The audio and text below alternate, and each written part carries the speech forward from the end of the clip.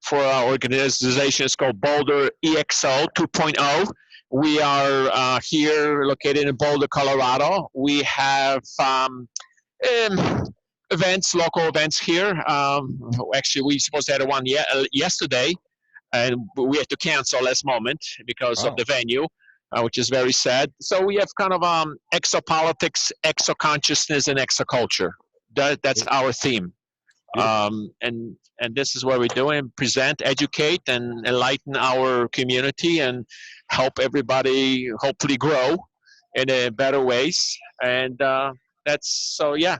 Yes, And you've got, we had a speaker that was talking about what was supposed to be talking about Bigfoot, Sasquatch, and consciousness wow. of that species, of whatever they are, whoever they are. We don't know really exactly. And and who was that? Bill Myers. Oh, okay. No, Jim Myers. Oh, I have to He look have him a up because we've got a guy in Canada who's doing the same thing. Sinead and I are going to be interviewing him. yeah, and this guy actually lives here in Bailey, Colorado, and he have a outpost, Bigfoot Sasquatch outpost. So he is not a novice. He is actually a guy who is actually doing the work. He's actually taking people to the field. Beautiful. The people have encounters and contacts and interactions, and which is just amazing. So Yeah. it's sad that we had to cancel, but it is what it is. Well, that's what happens. That's when I spoke there a couple months ago. We got canceled by the football game. Ah. So it's a virus or it's a football game. There's a big Colorado football game, and it was like what, $30 to park or whatever. And Yeah, that thing. Yeah. So yeah, this one, the campus actually, it's students are now only to work. Well, they don't work. They go to school now via online or something like it. And yeah. yeah. And So you're the home of Blue Book, right? That's where Blue Book was shut down, University of Colorado, where you have it at the law library. That's where you have yeah, your big venue. yeah, You have big numbers yeah, there. yeah. So that whole campus is basically shut down, and well, what can you do? It's we just I'm not going to be moaning, and it's just I'm embrace it, and this is what it is, and I just accommodate. And so we're probably not going to have any events for maybe, I don't know for how long, maybe a few months, but we're going to pick it up again, and it's all going to be good. Beautiful. So Yeah, you're doing a good job there. thank you. It's all about community consciousness, education, enlightening people, and be of service. You got it. And Boulder itself is quite a consciousness place. You got a lot of, you recycle food there, and you've got a lot of courses going on. When I was with Julia there, we were going to courses all the time. And, everybody's sort of conscious, aware there, and everybody's got a bike. I think the national bike team is there, or whatever the Olympic team is. Yep. So you got, it's quite an interesting place. Anybody who's never been to Boulder, Colorado, you got to go there. It's quite Yes, please come. We have a wonderful people here. Wonderful state of mind. It's awareness. That's the key. It's awareness. It's it might be a little bit of a bubble, but hey, guess what? It's people are thinking differently, and it have to be somewhere. It have to start somewhere. So good. Sounds good to me. And yeah. you may actually pick up some new people here today. I've got some new people who have joined us here that you may have as speakers down the road, and so hopefully you find somebody here, because lots of interesting people here on today. Yeah, exoconsciousness, exopolitics, and exoculture. So yes, our star brothers and sisters. Beautiful. Is the Denver group still running? The MUFON, big MUFON group there? Yeah, they're still. Yeah, they're still. Good. Yeah. Okay. You guys are pretty close, 25 miles. So you actually have a lot of places you can go there for this stuff. Yeah, we are still there, and there we kind of try to work together on some of the presenters and stuff. But it's put little kink in our thing. But hey, everybody, it's not just us. So beautiful. So okay, I will start here. Dest, if you want to mute people. Welcome to the Rabbit Hole meeting. This is Saturday, March the 14th. These Rabbit Hole meetings have been going on for a number of years. Actually, the first one that was actually done was actually in Boulder, Colorado, in Julia Steiner's kitchen. And I don't know if Julia comes sometime during the meeting, and Candace was there, Candace Powers. And we had our first one there. We actually had Chris Bledsoe, who was at a couple of our first ones, and I think we've got them on video, and Chris has now sort of gone public. So I think Desta, we will post those videos of the first rabbit holes we had. So the way the rabbit hole works is we've invited a bunch of people who, most of them are experiencers, people who want to find some sort of ability to tell their story without being laughed at. So we have people from all around the world here. The reason we run it Saturday afternoon is so we can get the European people, and I see we have some people from England here. And the way it's going to work is that we try to get people to restrict their stories or their conversation to 5 minutes. We do have 34 people online here, so there's a lot of people. It usually runs for 2 hours, and at the bottom of your window, you'll see a chat window, and I would suggest you open the chat window.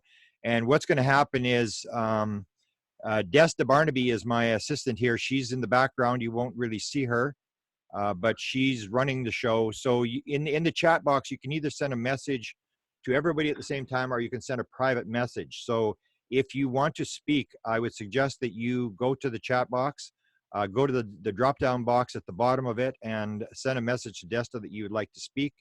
Desta will keep track of the whole thing here, and she's very powerful. She's in the background, and I'll tell you a little funny story about this that relates to this.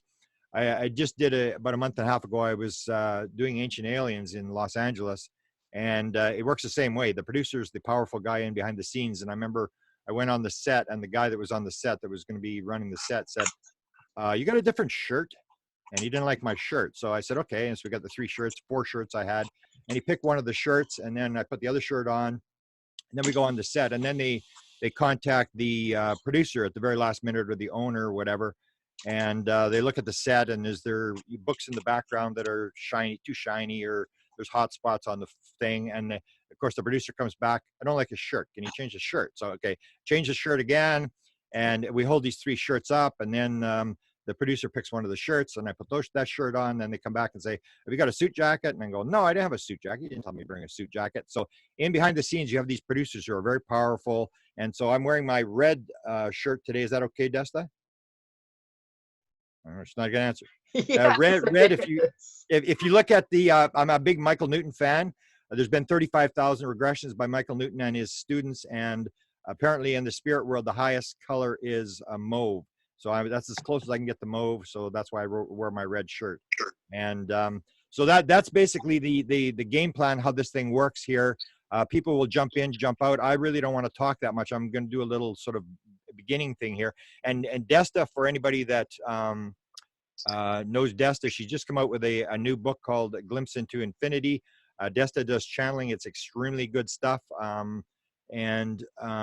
One of the messages that she has is the oneness message, which ties into what I believe this whole virus thing is about. Is the number one message I maintain by whoever the intelligence behind the UFO phenomena is oneness. It's the absolute number one message. 54% of all experiencers say oneness. And whether you want to build iron curtains or do separation, whatever you want, this virus to me basically identifies the fact that we are all one, and that we are connected. And this is sort of a message to everybody to sort of get our act together. Now, Desta's put out this book, and I don't know if Matt the Pond guy here. I want to sort of point him out if he's here. Matt does all our book covers. Sometimes you'll see him come on here. He does Desta's book covers, my book covers. He's out of Toronto. And Sinead, I don't know if Sinead is here. Sinead Wellahan, who helps me do interviews. Just to recognize those people. Usually we don't really recognize people who are on, because a lot of people want to stay anonymous, or they either want to sit in the background. So anytime you want to jump in, say what you want to do. I've gone through the rules, the virus thing, Facebook requests. I've invited a number of people here. I'm sort of a middle child, so I'm really not that organized, and I really don't do stuff. And last night I was actually on Facebook, and I found this thing called requests. And I suddenly found this thing, and I've got like hundreds of requests from people, and some of the most unbelievable stories I've ever seen in my life. And so some of these people may be on here today and may want to tell parts of their story, but I contacted these people, and I said, can you contact me on my White House UFO at Gmail address? because I saw some of the most unbelievable stories. And these are people, I don't know if these stories have ever been told. So some of these people I've invited on Facebook. So for those people that were invited on by me on Facebook, I need you to go to the chat box. I need you to send a private message to Desta and put your email address in there so that you're on the list, because I probably will not remember to give you a Facebook request next time. Desta has a huge list that people are on, and if you're on the list, you'll get a notification of when the meeting is. But there was some I didn't really sleep last night. It was just unbelievable. I couldn't believe the people that I've this thing's been there and I never knew it was there, and all these people have been requesting and telling me stories and stuff. So and we have a number of very interesting interviews coming up. My YouTube channel is Grant Cameron White House UFO. We have a whole list of interviews that Desta is the producer of that too. She puts them up. We're putting them up as many as we can, as fast as we can, but we have a lot of interviews coming up of very, very interesting people. And a lot of these are really never been on record. I'm doing one tomorrow afternoon with a guy who contacted me 10 years ago. I've, as people know, I've moved away from the documents and the government and all that kind of stuff, and I've moved into the consciousness, because I say, if you don't understand consciousness is the answer to this whole thing, you've sort of fallen out of the boat and you're in the water. But I do go back from time to time, and I'm doing an interview tomorrow afternoon with a guy who contacted me about 10 years ago about a set of documents. And that will be a fascinating interview. And he's got medals that I've never seen before, UFO recovered medals. We're going to talk about that. We're going to talk about some documents that he recovered, which we actually put out, and were very important documents. So that's all I've got to say. That's my 5 minutes, and hopefully I don't have to talk again. But anybody, whoever wants to start, Desta, we got someone who wants to start the discussion here, and we have almost 40 people here. So anybody can jump in whenever they want. It's just try to respect the time, and again, respect other people's ideas, because some of the ideas you're going to hear today are very sort of strange. Desta. Jay's here, and he was the first to ask to speak. Okay, who's that? Jay. Jay. Okay, Jay, go ahead. Oh, this is Jay from Great Britain? Yes. Ah, are you going to identify who you are, Jay?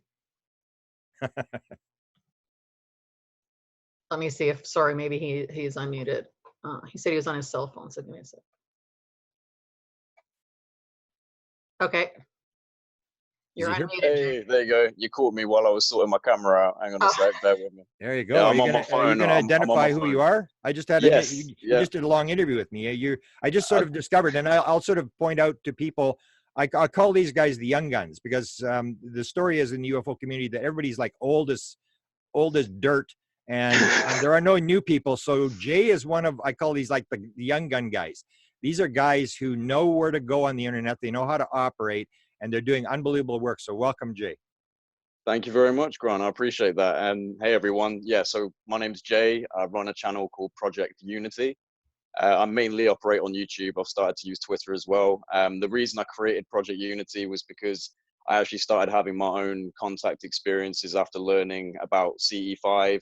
I actually learned about it through Unacknowledged, but then like the documentary by Stephen Greer, but then I started to expand and look into it a little bit more myself and had successful contacts. And once I had some successful contacts, which started to happen quite frequently, pretty much every time I went outside in my back garden, you know, it really pushed me to start researching every kind of aspect of the phenomenon, and, you know, including the nuts and bolts, to the government cover-ups, to the consciousness, and, you know, to remote viewing and all of this. And so I've decided to create Project Unity to kind of be like a research and learning platform, somewhere where I can put all of the things that I'm looking up and present it to a community of people. So I'm quite a small channel. I've got about 1,600 subscribers, but it's kind of starting to gain a little bit of attention, and it's really great. And I'm really enjoying doing it. But it really seems to me like right now, with the disclosure that's kind of happening in America, not so much in Great Britain, although there's been some recent events that have kind of, in regards to the Air Force and the Ministry of Defense releasing some documents further down the line soon. But apart from that, there hasn't been much of a discussion, not anywhere near the same level as America. So I've tried to be someone in the UK who's doing their due diligence and putting some key things together. And, you know, I've been spoken about by Richard Dolan and Grant Cameron and a couple of others, and especially because I've started to do a production on the Admiral Wilson documents, the leaks that came out through Eric Davis and Admiral Wilson, if any of you are familiar with those.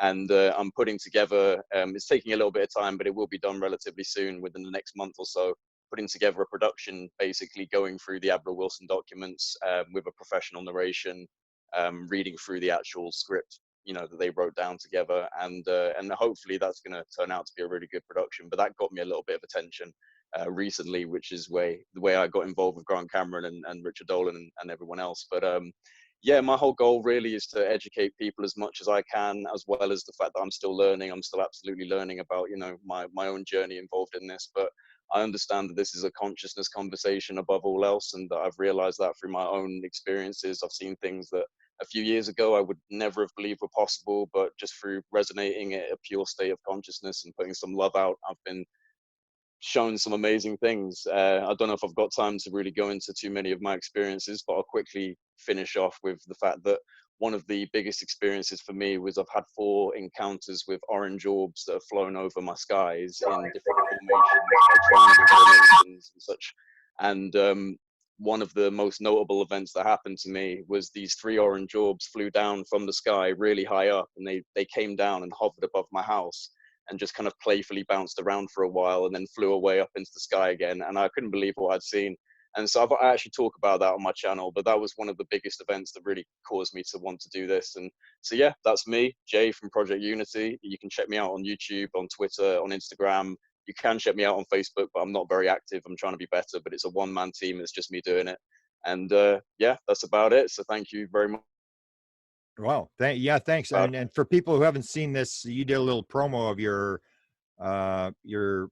documentary. It looks almost like it was done in Hollywood. It's like really, really well done. And it is a highly controversial document, which I maintain what came from Edgar Mitchell's files.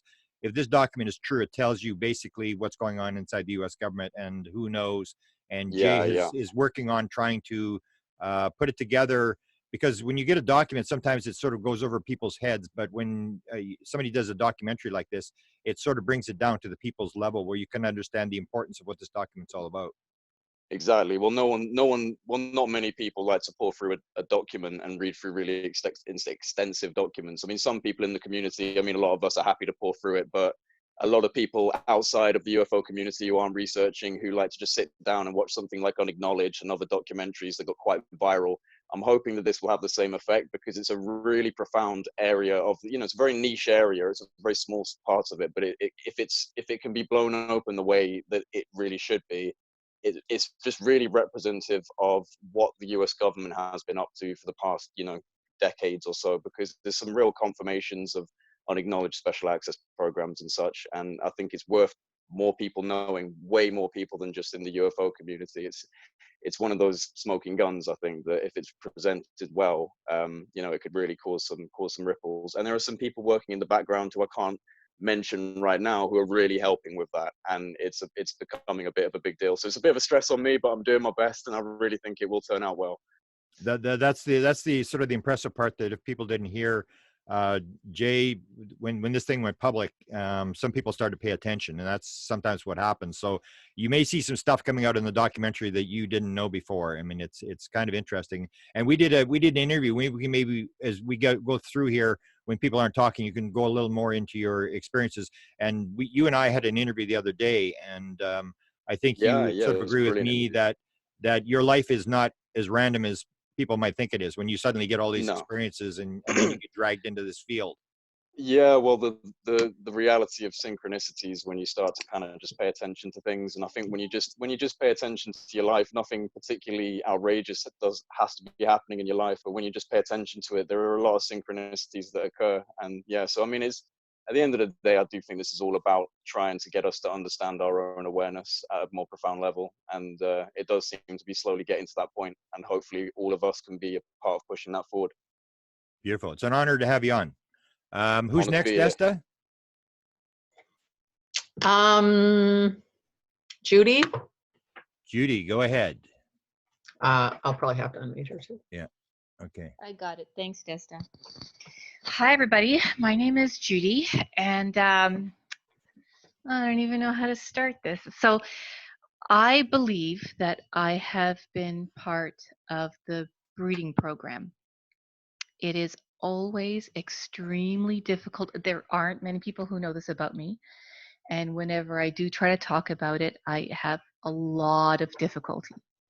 So please bear with me. This is hard for me to say. Beautiful. We appreciate your sharing. Thanks, Grant. So the real reason I'm here is I can share some of my story with you, but really what I'd like to do is maybe get in touch with other women who have had experiences in the gray, specifically the gray breeding program, and see if anybody might be able to sit and talk to me, because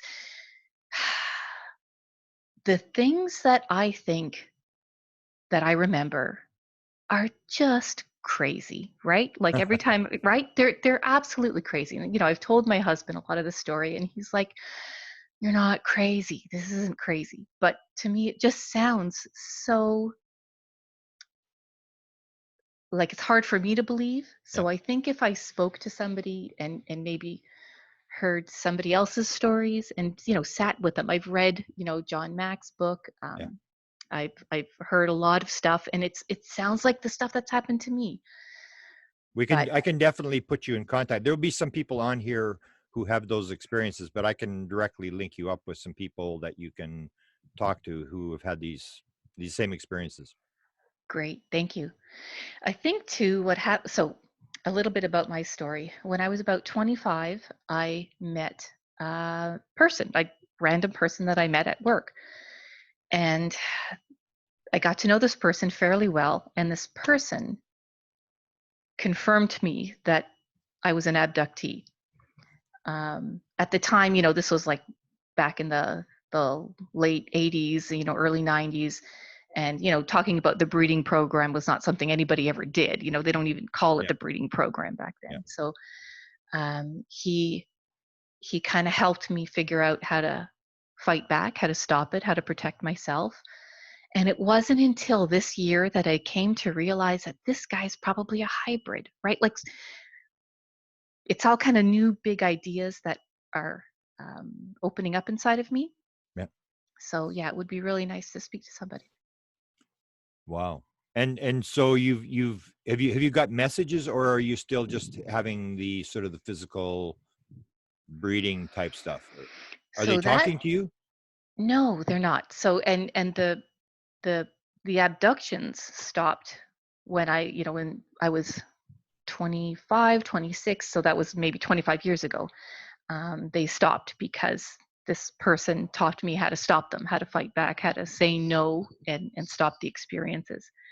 Since then, I've had other experiences, but they weren't anything as upsetting as the breeding program experiences. Can you mention what that might be, like other than the breeding program? I mean, because you'll hear this sort of develops into other things as you go along. So my experiences weren't.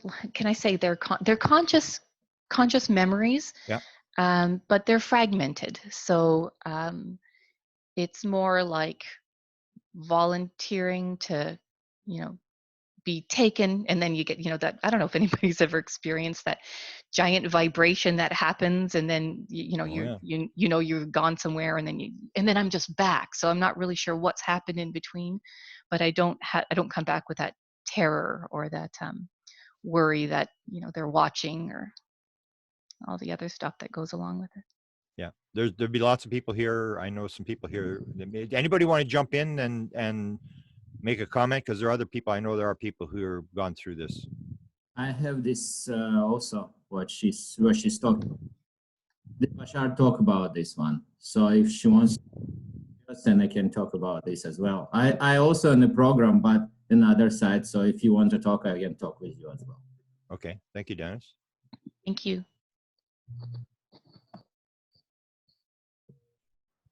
I would just.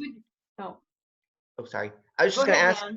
Dan. I was just going to ask Judy real quickly if you had followed Sherry Wild at all. No, Sherry Wild.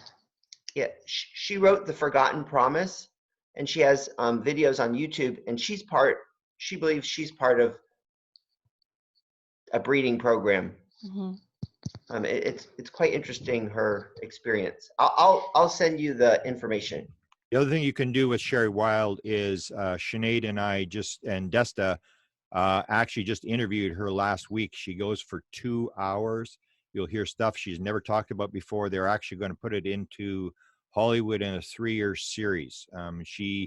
Her story's around, but she told us a lot of stuff that I have never heard her talk about before. And it is a very involved story. There's a documentary that they pulled from it. And then they were going to go to the movie, and now they've decided to go to a 3-year series. She was just in LA working on this. It's a very, and Jan, you're right. This is an incredibly interesting story. Could I ask Judy, have you ever done regression type stuff to try to pull these memories out? I did. I tried once, but I really didn't connect well with the therapist, so Okay. I never pursued it. I did do a lot of past life regression, and that worked really well, but haven't been able to find somebody who can kind of help me through these memories. Do you believe this is soul contract? That's what always comes up, that you agreed to be in this program. Absolutely, absolutely, absolutely. So I was coming back from a retreat, and at this retreat, I was doing a lot of work on these, the terror that I experienced with these experiences, these memories. And so as I'm driving back, I'm alone. It's out in the country, Yep. and I know I know this is soul contract, and if I had to choose again, I would do it again. But why did it have to be so brutal? And just as I'm coming around the corner, a deer walks out from right from Yeah. the shrubs and stands in the middle of the road and just looks at nobody's around. I had to stop my car. The deer's 10 feet away and just looks at me. I know this is soul contract, but it's left a lot of scars. Yeah. Judy, my name is Mike, and I do have those experiences as well. So I would definitely want to talk to you. Oh, you are? And yeah, and we can share experiences. And I had a cougar right in the street, stopping, turning around at me. Just same thing. I had abduction experiences. Same thing, flashes. It's just not a whole story. It just, you're taken and you're back. So I will send my email in the chat to you, and then we can just start communicating that way if you like. Thank you. That would be great. Have you done the free survey with the Edgar Mitchell free survey? Yes, I did. I did the free survey. Yeah, Okay. and a lot of it resonates. Like, yeah, one of the things that they sort of point out, which may be some comfort, is that the more experiences you have, the more you understand, the less fearful the whole thing becomes. You sort of start to understand, because it would make sense that the first time this happens, you're going like, what is, especially if you get like a 8-foot tall reptilian in your room or something, you got to be like terrified, like what's going on here. So what resonated with you in terms of like they point out a lot of stuff in the free survey in terms of patterns. Is there any patterns you can sort of point out that sort of struck you as, yeah, that's me? I think it was a while ago that I did the free survey. Yeah.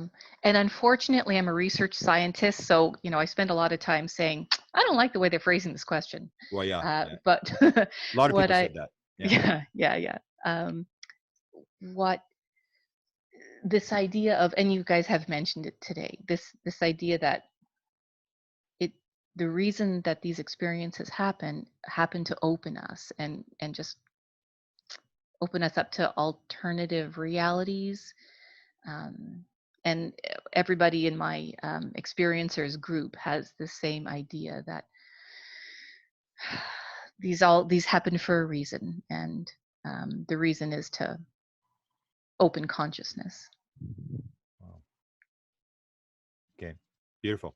And are you less fearful about it now than when it sort of first happened? The fear is talking about it. The fear is exposure. Okay. And I have this, like, I feel like there's a gag every time I try to talk about this. I feel like I'm prohibited. A block? Yes, there's a block from talking about it. So I'd love to get rid of that, because I really do want to talk about it and explore it.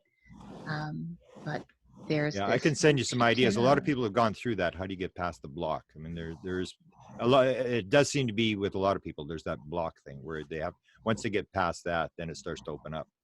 And the problem is that once you open it up, then it's opened up. You can't shut the door again. Yeah. I'm willing. I'm ready. Judy, Okay. I'm Donna Lynn. I know exactly what you're Oh. talking about. I have been through so much similar stuff, and I finally wrote a book about it. And I'm not trying to plug my book. Yeah, but you should plug your book. It's called From Fear to Love, and it pretty much documents how I went from the fear and the terror to realizing it's all about love and consciousness and helpfulness. And so I'll put my email in the chat, but I completely get it. And I was in my late 50s when my book was finally published, because when I was younger, there's no way I would have been able to talk about it. I was so scared. And even when it was published, I was scared I was going to get a lot of kickback about you're crazy or they're demons, you know, and all that. But it's been nothing but acceptance and people saying, me too. I'm so glad you're talking about it. So it helps. If one person speaks up, it helps for others to speak up and tell their story too. Donna, did you have the block that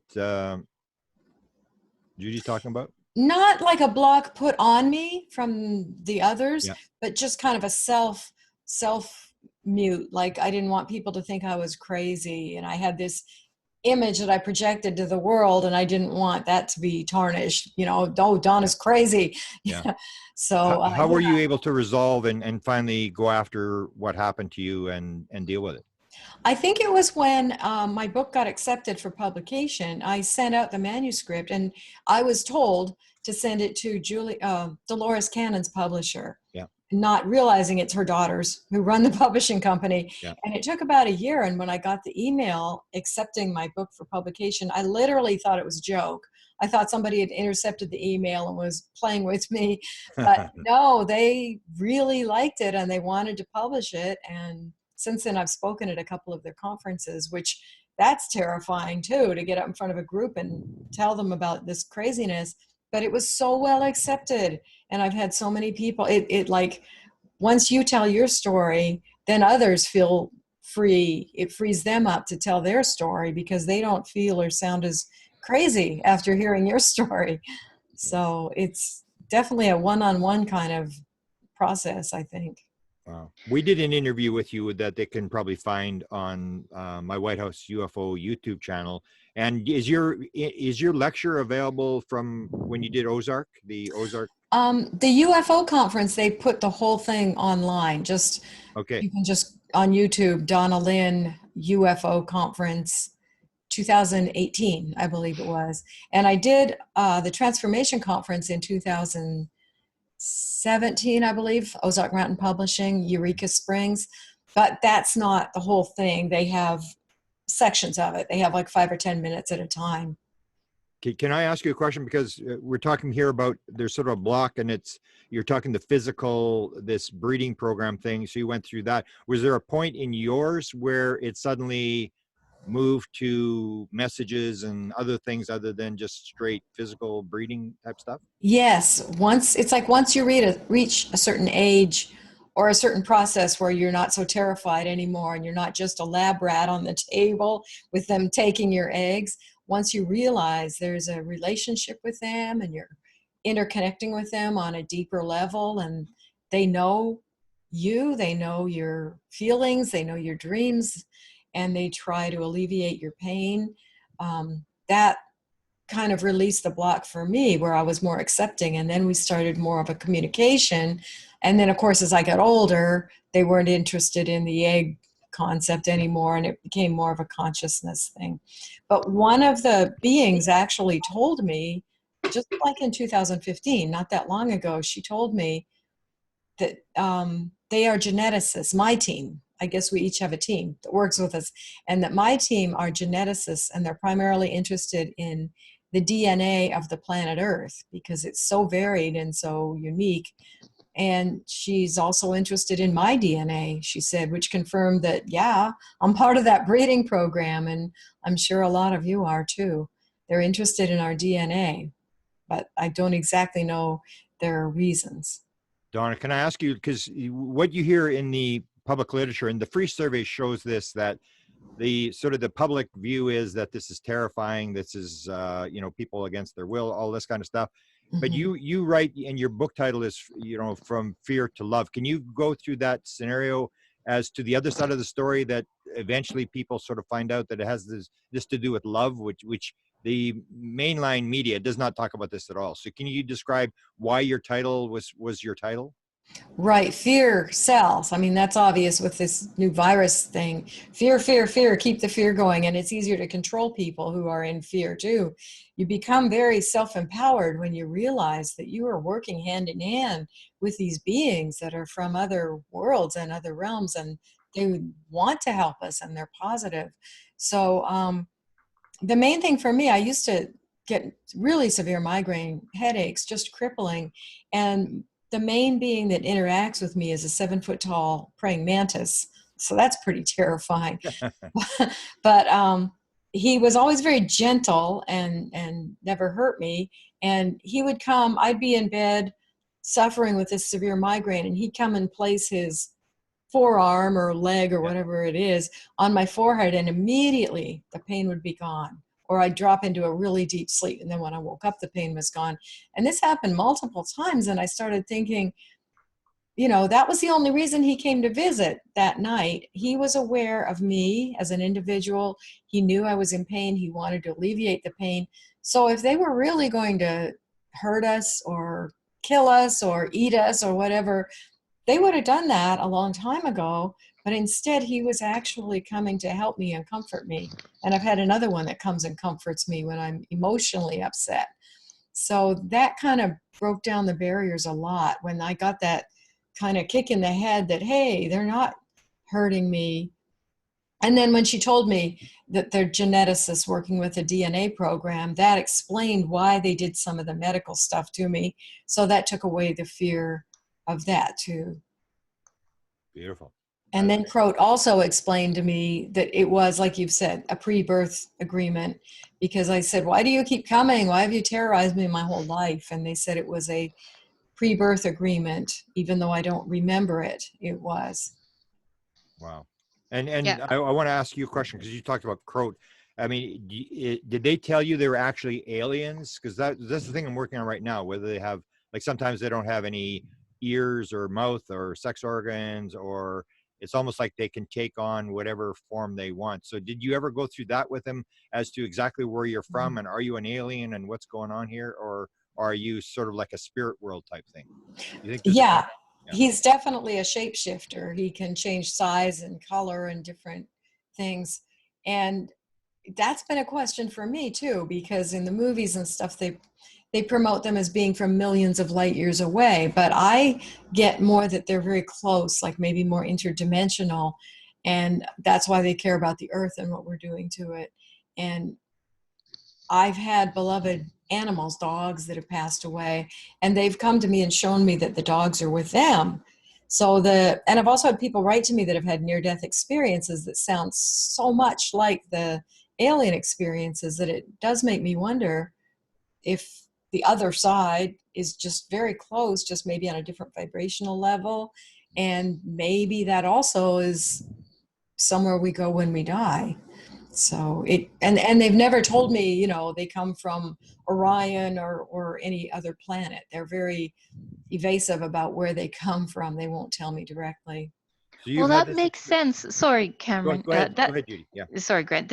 I mean, it makes sense that if there is such a thing as a soul contract, then they have to be interdimensional, because if they're contacting us before we're in this physical form, then what are we before we get here? And what are they that they can contact us before we're even here? Like it's not, you know, they're not like us. They're not just like 3D creatures that come from other planets. They've got to be something different. That makes a lot of sense. Yeah. Do you either Could of I you share something here, memories? Go ahead. Grant? Could I share something? Yes, go ahead. You know, I have interesting experiences like all of us, and in one of them, I wanted to share because it bears on DNA, and and the way it was communicated to me what DNA means. If we all remember the movie, Spielberg's movie, E.T. Yeah. And Phone Home, Remember at the end, it was Yep. the whole thing was about for ET to be found again, he had to phone home. and so what was given to me, you might try applying that to some of your stuff, was to look at my alphanumeric keypad on my phone, on my iPhone. And if you convert the letters DNA using those numerics and the numerals that go with the alpha, DNA sums to 11. And 11 is the number of the Tao, or the path, or the way. And it's also what the ancients in alchemy called, in symbolism, the number of the unus mundus, or the united world, the one world, the realm of the goddess, or the anima mundi, the soul of the world. So anyway, you might have some luck with that, playing around with that, if you're interested in symbolism. Thanks. And Greg, just for people, you've got a scientific background as well. Sometimes people who are in the scientific world have real reservations about coming forward. So you can sort of say to us that the world doesn't end if you happen to have a scientific background and you suddenly out yourself. Yeah, well, my scientific background apparently triggered, as we would call, an awakening. And I have a PhD in theoretical physics, and I worked in the black world and the classified programs for a number of years for Boeing. And so I was very one-sided, in other words, very much into the left brain. Yeah. Grant likes to point out. Yeah. And so the opening was a UFO encounter, and that opened me up to the other side of the coin, which in my case, and I think in all our cases actually, it's to encounter the feminine principle, that way of knowing, the knowing of the instinctual realm, like dogs and things like that. They're very instinctual animals. They just honor their genetic wiring. They don't think about things. They just simply act on the basis of their instinctual programming. And it's that kind of irrational knowing that is balancing my psyche. And maybe that's what we all are trying to get in touch with. I don't know. Anyway, that's roughly a short synopsis. Beautiful.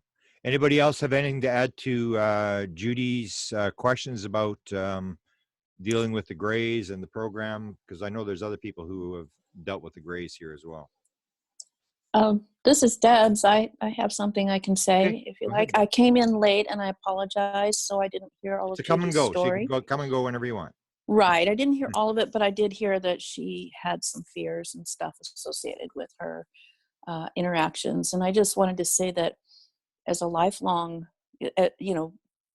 even toddler memories experiencer, contactee, I've never, ever had a negative experience. It's all been about love. That's not to say some weren't kind of shocking, especially when I was a little kid, because you don't know how to take such things. And I had no basis of how to judge what I was experiencing. We didn't watch a lot of TV or movies in my house, so I wasn't exposed to any of that. It was just part of my life. And but what I can say is that it has molded my life. And now that I'm very conscious of what it is that's happening, and interacting with many different civilizations, the overarching message is about love, and the bigger message is they are us, just on a different frequency, having evolved to a higher level. And so it's really us talking to ourselves, and there should be no fear about this interaction, even though some of it may be things that we're not acquainted with or have an explanation for. Really, I feel the big message is about trusting yourself, trusting ourselves, because that's who we're interacting with. And I get a lot of flack about that, but that is my experience, and it continues to grow and evolve and flourish. and has been drawn out in many, many thousands of sessions with my clients as well. And so I have 3 books in process. I haven't finished any of them. So I have nothing out there for people other than my, videos or workshops or things like this. But I just want to say, I truly believe that is what's happening. And so there is no need to be afraid. You can ask, what does it mean? And often they will be very forthcoming in your own frame of reference. A lot of the times they're like some of us who are computer breaks, and we call a computer geek to come fix it, and they start telling us all this stuff and it doesn't make any sense, and you're like, just fix it, I don't understand what you're saying, because they're so high level that they forget that we don't have that basis of understanding of what they're talking about or trying to impact with us or impart with us.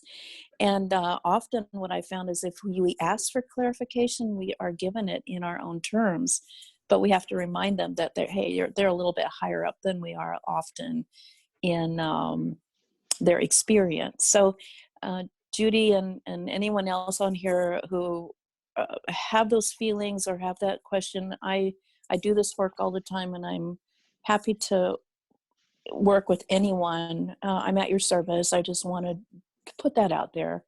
Or if you just want a friend to talk to or something, I'm there. And so that's all I wanted to say. Thanks. You've been a good friend, and you do communication. You have sort of a direct channeling communication that you can do. So yes. You're a good person Yes. to talk to. Thank you, Grant. Yes, I do. So it's my pleasure. Okay. Anybody want to add anything more, or they got another subject they want to bring up? Yeah, I'd like to say something. This is Victor. Yeah, Victor. Hey, thank you for having me here. And I've never been in a forum like this before. But I'd like to add to Deb that my experiences have not been negative either. And my experiences started when I was a little boy growing up in Mexico City. And being based on tradition and culture, I really thought I was being haunted or, some type of demonic experiences there. And I just chucked it off like that, and that it would go away. Because the initial reaction when you have something like this happen to you, since it's out of the norm, it's normal to react with fear. I mean, that's just a human reaction. But I always based everything on the scientific method. I never believed in any of this. And that was a factor that kind of let me put it in the back of my head.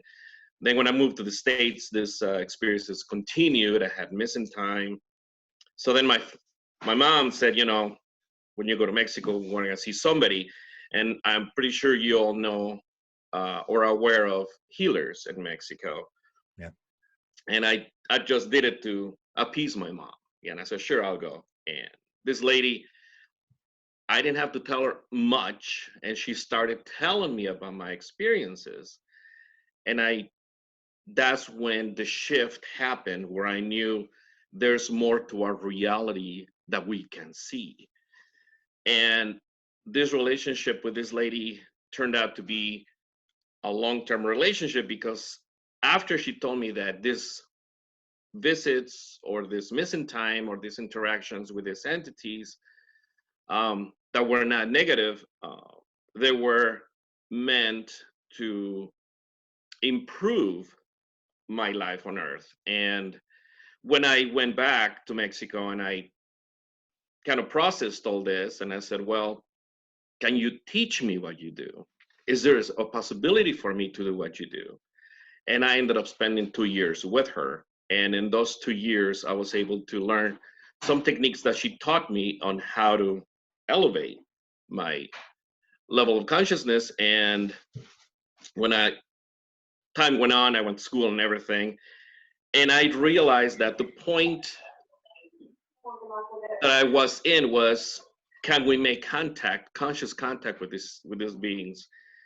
And that's when I met my friend AJ, who's in the audience too. And we created this two-member team where we decided to try to contact not only on the conscious level, but to intelligent being with intelligent being. And we've amassed quite a bit of evidence and it has been nothing but positive. And I agree with Deborah. And I know not everyone has the same experiences, but with us has been different. And we've had, even when we had this events happen to us out in the field, we've had missing time when we were there. So That's tell what I me a little wanted bit to where you operating from, and can you tell me a little bit about your organization? Is this like a CE5 or is this a Mission Rama Yes. thing? Yeah. Yes, because since we didn't have anything to go by, AJ told me to use the CE5 from Dr. Greer. Okay. And when I learned from this lady, her name was Isabel, she taught me a process on which I would reach a deep state of concentration. And I would do that at the field. We were all up in an open field back in Nebraska, near Omaha. And I would try to draw contact from them. And it does happen. We've had several sightings where we have come in delta formation and just hovered around us and then just go. Now we have some footage where we recorded, even though we were not aware of it, they came in, they hovered around us, but the camera picked it up. We at the time couldn't see it. Okay. Yeah, and that's what has been happening to us. We've had visits where they've transformed from an orb to a being and then back to a form of an orb. Right? Yeah, it's been very interesting, very enlightening. And that now what we want to do is share with everyone what we have as evidence. Wow. Maybe we should. Could I jump in real quick at all? Go ahead. Thank you. I just wanted to just touch on the whole contact in terms of positive contact. And I think a lot of people sometimes, and obviously if you have had what's perceived as to be a negative experience, I'm not trying to take that away from you and make it seem like, you know, it's not a big deal that it happened to you. But people, like, if you know, people seem to underestimate sometimes their own power and ability, because we're talking about universal consciousness. And even if we're quite far down the spiral of remembering what that is, we are that universal consciousness. And even if I'm going to be controversial in saying it, that means we're God, and we're the experiencer, we're the creator, we're all of it. We just happen to be, as humans on this particular manifestation of this planet, quite far down the spiral of forgetfulness and amnesia in terms of like a cosmic universal understanding of what we are. Right. So what I mean by that is that with the law of attraction, you know, manifestation, these types of things, what you perceive and what you believe you receive, that type of understanding can form into positive contacts. Because if you believe that you're just kind of throwing a line out there and something's coming to say hello to you, and it's not actually just you saying hello to you, then you've kind of maybe missed a bit of the point, because this is about connecting us to an understanding that we are a universal consciousness. We are a universal consciousness, not them. They are as well, but we are as well. And we have the ability to attract and manifest what we perceive and what we resonate with. So what I mean by that as well is that I've been out trying to make contacts before, where because I've had so many experiences, I've been out and I've kind of been like, oh, come on, nothing's turning up in my head. Like I've been kind of like, you know, oh, nothing's really happening. Come on, I want to see something. I know you guys exist. I know you're real. I know it's there. And nothing happens. And then the other night, literally last night, I was walking home and I was looking up at the stars and I thought the same thing. It was like, I really want to see you guys. I haven't seen you in a little while because it's been cold and I haven't been able to come outside. Now I really want to see you. And I didn't see much, didn't see anything at all. And then I was going around the corner and I just decided to stop and look up at the stars. And instead of thinking, oh, I want to see you, I want to see you, I just looked up at the stars and I was just staring. And I just thought for a moment, it's all just love. Like all of this is just love. And I kid you not, I swear to God, the brightest flash bulb from space just went boom, like so brilliantly white and beautiful and bright. And the moment I saw it, I looked up and I said, oh my gosh, thank you for being here. Thank you for, you know, acknowledging what I was saying. And I reaffirmed that it is all just love at the ultimate level. And another massive bright white flash. So it's about us acknowledging our power, I think. It's about us acknowledging the fact that we are this creative energy force. And if you resonate with an ability to actually perceive that and go with it, you will have positive experiences. But if you've got a lot of fear, a lot of apprehension, a lot of anxiety, then that might leak out into your experience because you are resonating as an energy force. I mean, we know that from science itself. We have an electromagnetic field around our body, which, you know, a lot of people would refer to as an aura. If you're putting off an energy and a resonant vibe that is, you know, negative, or what you perceive to be negative, then you can't really expect to not attract that negativity towards you. So it's a simple thing of grounding yourself in a state of just being, but at the same time, that sometimes isn't so easy because we've got crazy heads and it's very chaotic up there, and sometimes thoughts come in and out and they manipulate and they corrupt our ability to attract. But that's why things like meditation are quite important, because things like meditation allow you to ground yourself into an aware state which isn't corrupted by past or future. And the more you do those types of things, which is why Stephen Greer is a huge advocate of meditation, you know, the more you do these things and the more you are able to ground yourself in that state, the more you can tailor what you want to get from that experience. Because I don't believe any of us are victims. Only if you perceive yourself as a victim, then you're a victim. But if you don't perceive that, then you're not. And it's simple as that. But I'll be quiet now because I've ranted, but I just thought it was important to say that. Yeah, I agree. There's one video that people can actually watch, and involves two of the great regressionists. One is John Mack and Bud Hopkins. It's an interview or a debate or a discussion taking place in Boston. And it's in that thing where John Mack says, you know, Bud, it's very strange. He says, you know, I'm the psychiatrist here. You think I'd be getting all the crazy bad ones? He says, I'm getting all the good ones seeking spiritual enlightenment, and you're getting all the bad ones. And then he says, maybe that has more to do with you and I, Bud, than it does with the aliens. And that was the whole deal, is Bud was getting all these sort of very negative things, and John Mack was getting exactly the opposite. And yet it appeared they were working with the same type of people. And we have to realize that there may be a chance that we are inputting into the equation ourselves. Anybody else want to join in here on this? Yeah. Hi, Grant. This is Dave. Dave. Man. Hi, am I on or somebody else? You're on. How's your radio show going? Yeah, it's going good, Grant. And yeah, you were an excellent guest for me to have. I'll tell you what, you give me an opening last summer, and you were talking to me about my experiences and my apports, and I really appreciated that because I think you're giving people the chance to come out and talk about their experiences. And that, I think, Grant, you're doing a great job of pulling this out, the truth out, and having people get in there and talk about their experiences. But I think this consciousness thing is a big thing. Just what Jay was talking about. I think about these visitors that I've had in the past, and actually, when I think about them, they actually will appear. The last 4 weeks, I've had a lot of activity. I've got pictures on trail cam in my house of orbs, and actually a picture. And this, believe it or not, I sent the film out to a couple of people. There's a reptilian looking in the camera and blinking his eyes on this trail cam that I had inside the house on the kitchen table. And I've got other pictures of orbs and some white object that keeps coming and going. So they never stop contacting you. Once they get a grip on you and they get you tagged, they never stop contacting you. Some way or another, they choose the time to come and see you. Just like in the last 3 or 4 weeks, they've chosen to do this. I've taken magnetic readings in my house. I'm getting high readings, past 3 milligauss. And so that tells me that there's something there. Also, the camera tells me there's something there. So they are visiting. And I told my brother, he said, how do you see these UFOs? And just like Jay was alluding to, he said that you have to think about them, leave yourself open, and let the consciousness flow from yourself. And I do that, and I pick these things up, and then they come to me.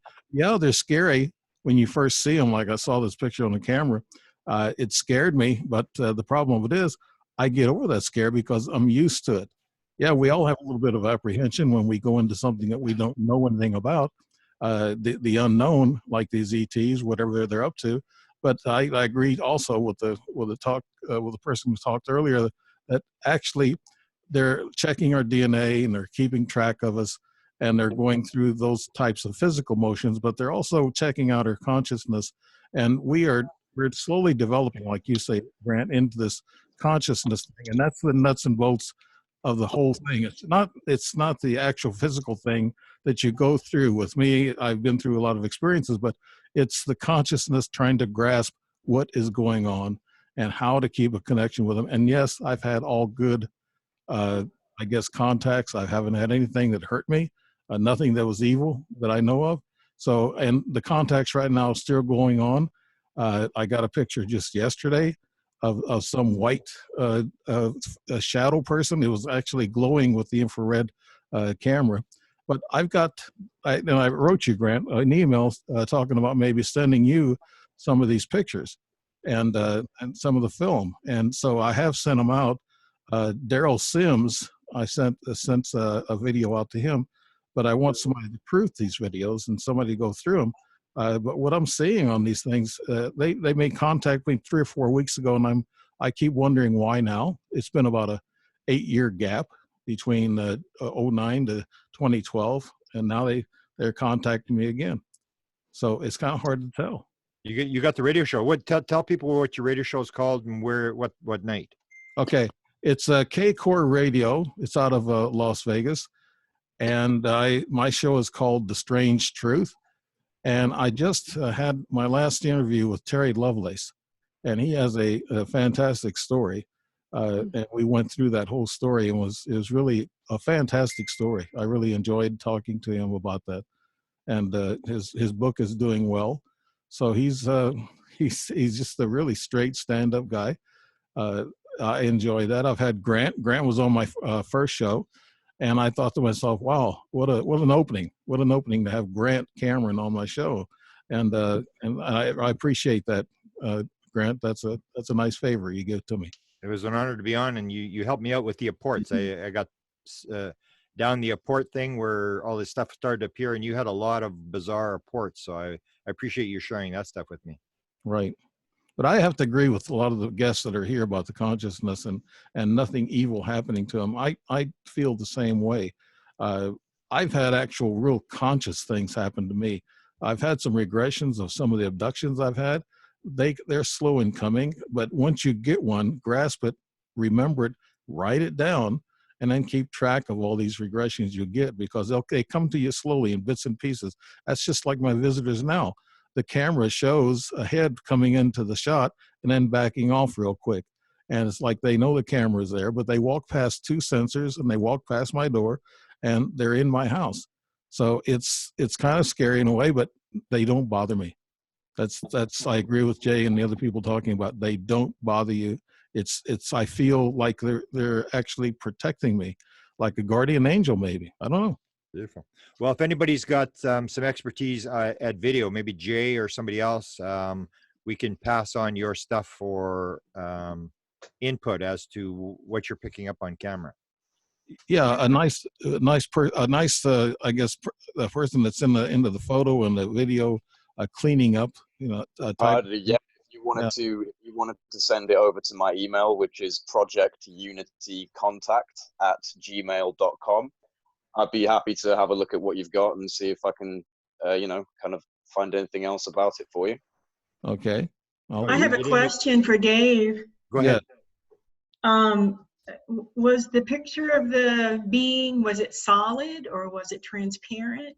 No, it was actually solid. You could actually see the rough skin. It kind of looked like a brain, kind of like a rough skin on top. It had real short, stubby fur.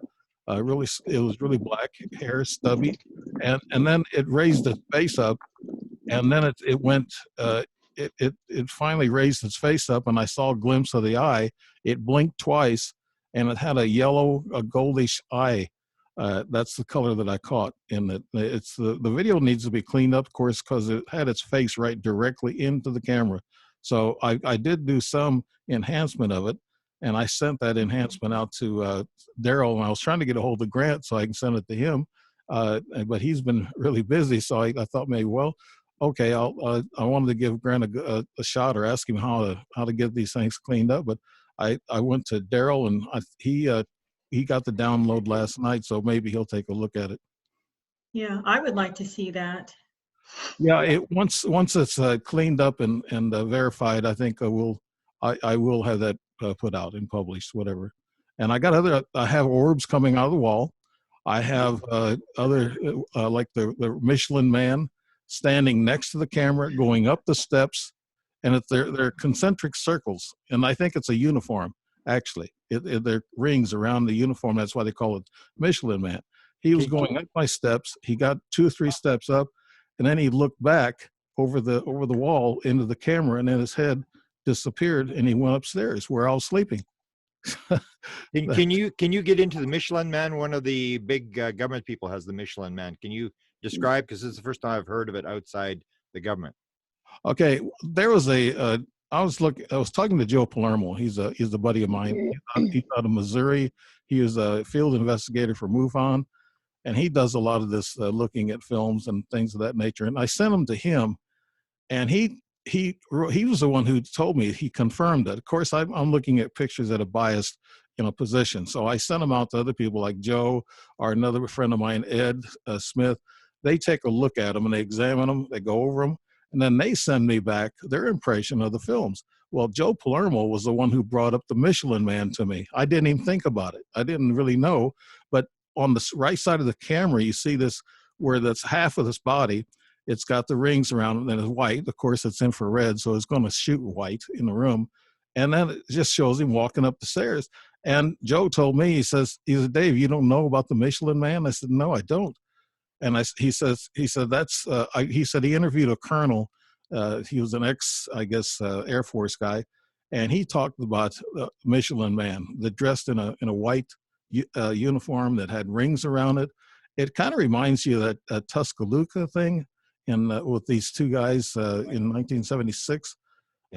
Yeah, kind of reminds you what that looked like. It looked like a mummy wrapping, except these were concentric, precise circles, 2, 3, 2, 3.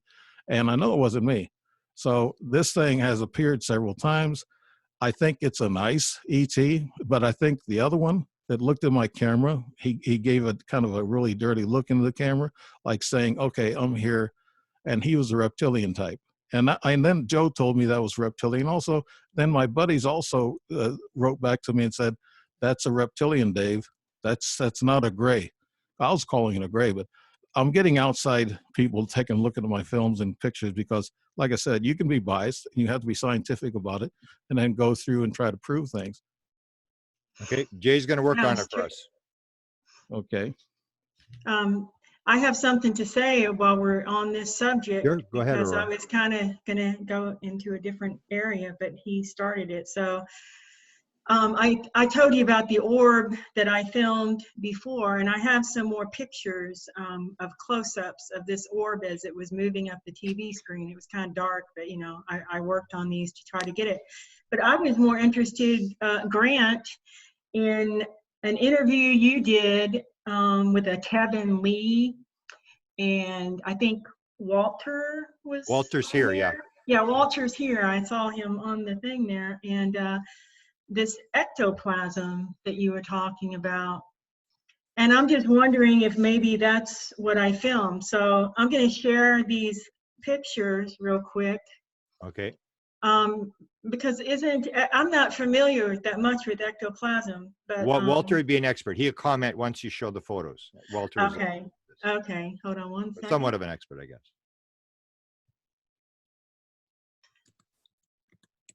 Here we go.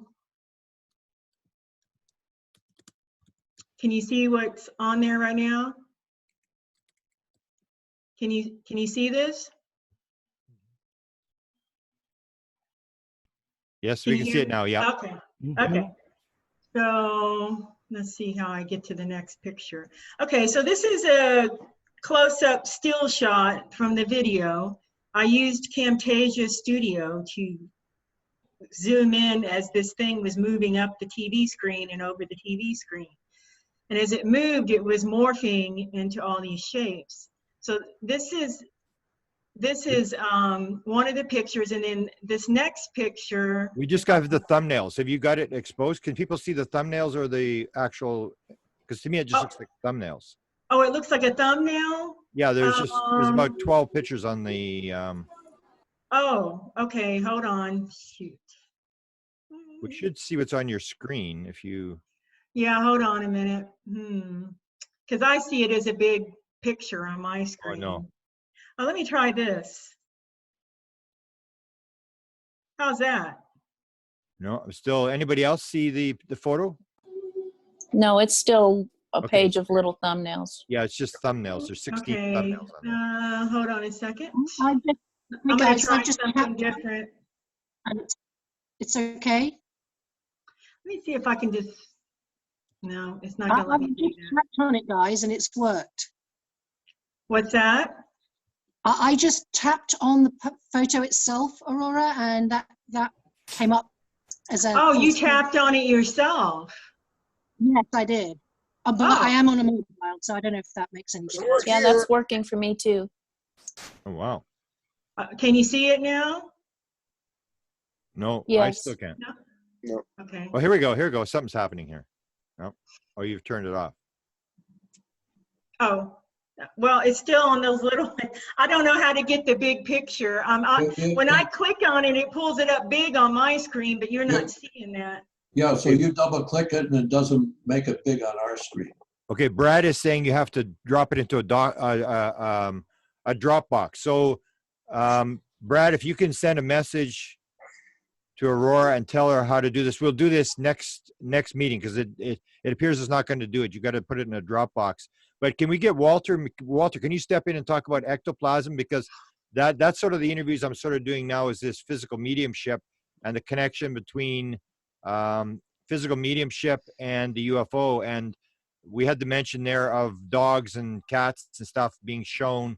You often see this in UFO experiences where people are seeing dead people on board the ship. In fact, if you listen to Sherry Wild's interview, she talks about being introduced to Albert Einstein, Albert Schweitzer, Tesla, all these people on board the ship. And I asked her, I said, well, were they actual physical beings? She said, I know where you're going with this. She said, it may have been a hologram, but it looked pretty real to me that she was actually talking to these people. So I believe there's this connection between the spirit world and the UFO phenomena. So Walter, can you talk about ectoplasm for the people who really don't know what's going on with ectoplasm? Sure. Let me ask a question. Who was the lady that put up these pictures? Aurora. Mm-hmm. Aurora, was that you? Yes. This entity or this thing that you saw, was it going up your TV screen? Is that right? Well, it was all over the room. I've got a video, and I shared it on the last time I was in one of these meetings. I shared some of that, and I shared some still shots of like this foot that came out of it. I mean, it was morphing and doing all this stuff. But these pictures here are different. It's showing it morphing still, but it's kind of like a cloud-like puffy thing, changing and doing all kinds of stuff as it moves up and then back down the TV screen. And it's emitting light. This thing emits light. Yeah. Were these pictures that you took, were they taken in a dark room or were they taken in a normally lit room? I had a light on. It wasn't bright, so it was a dim room. It wasn't dark. And it was all over the place. The actual video shows it all over the place. Classical ectoplasm comes from the art of physical mediumship and the ability for a physical medium to sit in a seance, a circle of sitters, and produce ectoplasm for a number of purposes. The reason I asked whether or not this was taken in a well-lit or dimly lit room is because in the physical mediumship seance, we are working in a very controlled, almost completely darkened environment when ectoplasm is exuded from the physical medium. Now, with that said, that's classical ectoplasm is photophobic. It doesn't like light at all. But what's happening? It was dim in the room. I mean, if anybody remembers the video I showed last time, it was kind of dark. But I mean, there was a small light on, so there was a little bit of light in the room, but mostly it was dim. Well, it's what we're finding here, especially in the last half a dozen years or so, is that there apparently is all different types of ectoplasm. There is ectoplasm that is classical, photophobic, we see in the physical mediumship seance. There is ectoplasm that is not photophobic and is invisible to the human eye. Both of them are living organisms. They're created from nothing into something. They also are known to be able to form into many types of materializations, hands, feet, and is also used, classical ectoplasm is also used to coat spirit entities when they come into physical reality as a protective layer on them. So that it has many different uses. I wouldn't be surprised if you happen to pick up on a type of ectoplasm that is used in more in the extraterrestrial world, in the interdimensional worlds, rather than in the physical reality world where we see the traditional displays of ectoplasm. I'm sorry I didn't get a closer look at your pictures. And I'll shoot you an email address later on, and you can send them if you can, because I'd Yeah, like to yeah, I look would at like that because I was interested in what you guys are doing. And the reason I say I wanted to get in that area is because, you know, I'm trying to figure out what this is. And I think it's all related. Grant, you had mentioned something, a comment you said, when you find out what happens at death, you'll solve all the mysteries or something to that effect that you said in that video. And I think there's also some kind of a connection. And the reason I say that is because when my mother died, she died in 2012. And prior to her death, it was pretty quick because she had pancreatic cancer. So prior to that, we were talking a lot about, you know, I told her, you got to find a way to communicate to me from wherever you go, because, you know, in this world, we don't have the knowledge. We don't know what to do. So I told her, you know, do what you can and try to communicate to me. So, you know, it seems like this is somehow related to a lot of the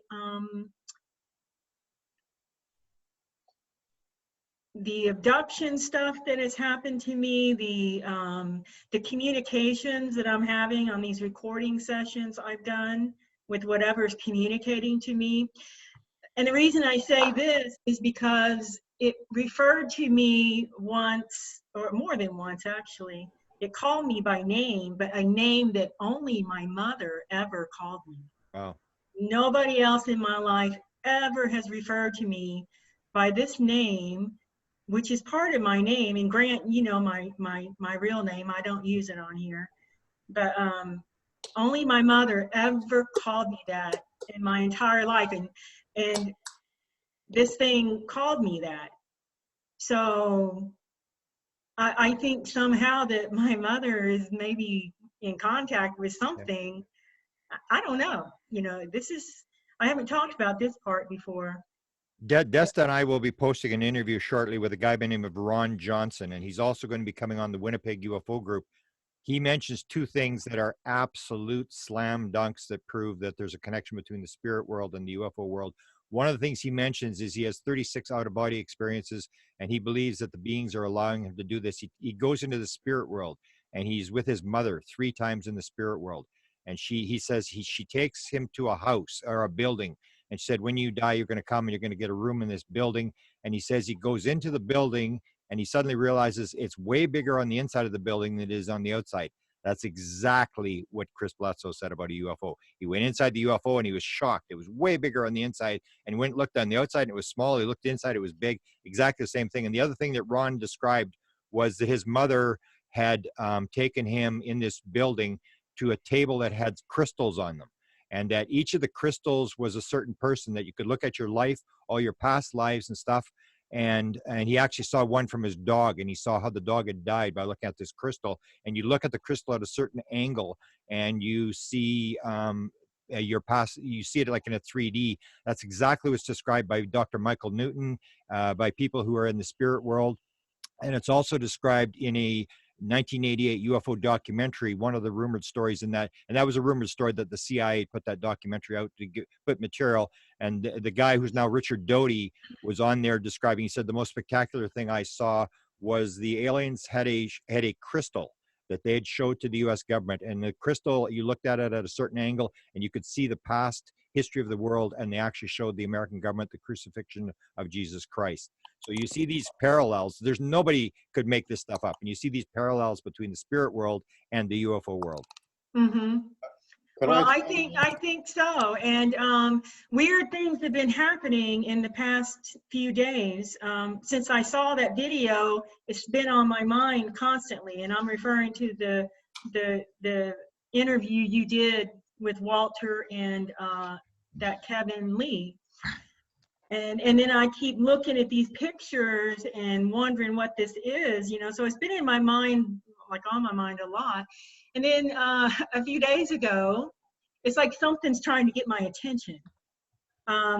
Something locked me out of my house. And I know this is going to sound weird, but something locked me out of my house, and I couldn't get back in. And I live alone, and I had just walked out to put something in my car.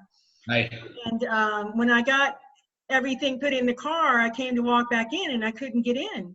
So I had to get a screwdriver out of my little toolkit that I keep in my trunk, and I had to force myself in. It was the storm door was locked, and you can only lock it by pushing the lever up.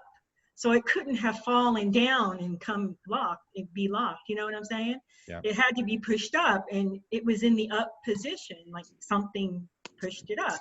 Now, the other weird thing, the following day, and this is, I don't know what to make of this, but the following day, I do the same routine every morning because I'm in stage 3 chronic kidney disease. So every morning I get out of bed, I grab a water out of the refrigerator, and I take my medication, and then I go about, you know, making coffee, whatever, and starting my day. And then later I'll drink more of the water that I opened. So when I went to get the water back out after I had a cup of coffee, I went to drink it, and it was frozen. And I thought, what? And I'm looking at the bottle, and the water is liquid all the way around the outside, but the whole center of the water is completely frozen, like an ice cube. That's amazing. So I thought, what in the world? So I looked at all the other waters in the refrigerator. Not a single one was frozen. Just the one I had opened that morning. Can anybody hear me? Yeah, go ahead. Yeah. So that was the other thing. And then a couple of days later, I put some stuff in the dryer to dry the clothes. And as I walked into the kitchen, a sock came flying over my shoulder. It scared me, you know, just like, wow. Boom, it just flew over my shoulder and landed on the floor in front of me. So it's like something's trying to get my attention. And the only thing that's been on my mind is this thing that's in my house, and I don't know what it is. And then listening to the talk you had and trying to figure out, is there a connection? So it's like something's trying to get my attention to tell me there's something you need to look into here. Yeah. Can I chime in? Go ahead. Yes. All right, Grant, well, you know who I am. I had a question for Walter. I've got a lot of data and that you might be interested in. I'd like to know how I can get in touch with you. A lot of it's, I don't call it ectoplasm, I call it energy forming into matter and then back into energy. A lot of it looks like a vapor plasma energy with orbs coalescing within that energy. Grant's familiar with it, he knows. Yep. So, if you have some contact info, I'd like to send you some stuff, and you can let me know what your thoughts are on it. And Gregory, hello, I haven't just talked to you a while ago. Gregory's on. Hi, how you doing? Good. What did you think of that Zendra Dome footage I sent you? Well, I gave you my reaction to it. Yeah. So Walter, there's I'm not sure if you know what a Zendra is, but in my meditation room, this bubble of mist formed out of the ground, And I sent it to Grant. I sent him a picture, and he just said that he did. Enrique's here. You should send it to him. I think Enrique's still here. I've got it on my computer. If you guys want to see the footage, I could show it to you. Yeah, send a private address to Enrique in the chat box there. I'm sure Enrique would like to look at. I've seen it. It's pretty impressive stuff. Yeah, I saw your Zen. You haven't seen this one. Well, you saw the picture. You haven't seen the video, but okay, that's fine. But Walter, you might be interested in some of the stuff that I have. So yeah, I'm sending you my email address, so let's contact. I'd be very interested in it. Yeah, there's a lot of footage that we have, not only of that energy, but of craft and other things that you might find interesting. Thank you. Appreciate you thinking about me. Okay, good. Well, send me your email info and I'll. Just did. Okay. Aurora. Yeah. I've seen a lot of cases like yours. Everyone is unique and different. Generally, they all have more or less the same flavor as yours does. But you may have something more going on than just spirit communication. And by the way, spirits communicate on the way that they best know how. I just can't remember the movie. Was it Ghost? Where the there's the movie Ghost, and this guy was trying to show this fellow that had just died how to push a quarter across the floor, and he kept pushing it, and he couldn't get it done. Finally, boom, he finally figured out how to make something in physical reality move, even though he was in spirit. Each of them seemed to have their own capabilities, and so you may be seeing things flying around and frozen coffee and all those things. Don't doubt any of that, by the way. But that may be that particular spirit's specialty, is to be able to produce that type of physical reality effect. Yeah, that's never happened before, and I've never been locked out of my own house before and had to break back in. So that was kind of weird. Well, I got my keys stolen at a seance one time. I was 125 miles away with no way getting in my car or getting home. I didn't think that was very funny. No, that's not. No, it wasn't. But as it came out, it all worked out. My keys ended up being in my car, and I never left them there because they were hooked to my cell phone, which always comes with me. So, but the other part of this is that you're starting to demonstrate that you may have some mediumship capability yourself.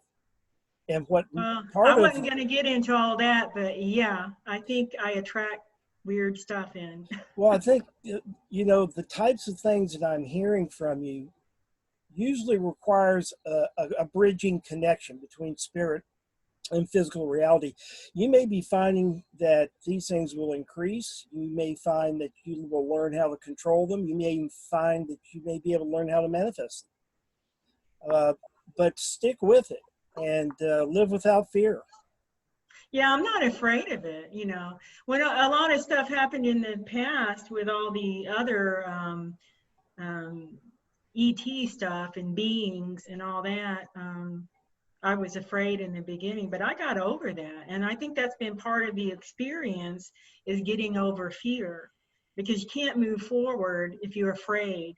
You have to face the unknown. I mean, it's like a whole frontier that's to be explored, and somebody's got to do it. You got to get over the fear and move forward with it. And yeah, that's what I'm trying to do. Yeah. Well, fear is your friend, and it's trying to tell you there's something you need to look at, and all you're going to find in there is more of yourself anyway. So there's nothing to be afraid of. But then again, it's human response, natural response, with things that seem to be out of control of our physical reality. Fear is the initial response, but it's an energy that's saying to you, not that you need to be concerned for your safety as much as you need to look at what's going on here. So fear is more like a flag. Yeah, well, I feel like something's trying to communicate, and I've been communicating with something else, and I think it's all interrelated. And after seeing the interview that Grant did with all the stuff you guys are doing, it really piqued my interest, and you know, I'm interested in it. Well, It's like a direction I want to go in, and you may have to come to a seance. Walter, describe. People may not have seen the interview that you and I and Kevin did.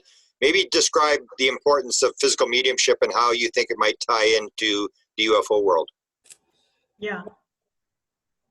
First of all, physical mediumship, for those that don't understand the classic definition of it, is where you have a physical medium. He sits in a darkened room with any number of sitters, 10, 15, 20, 40 sitters.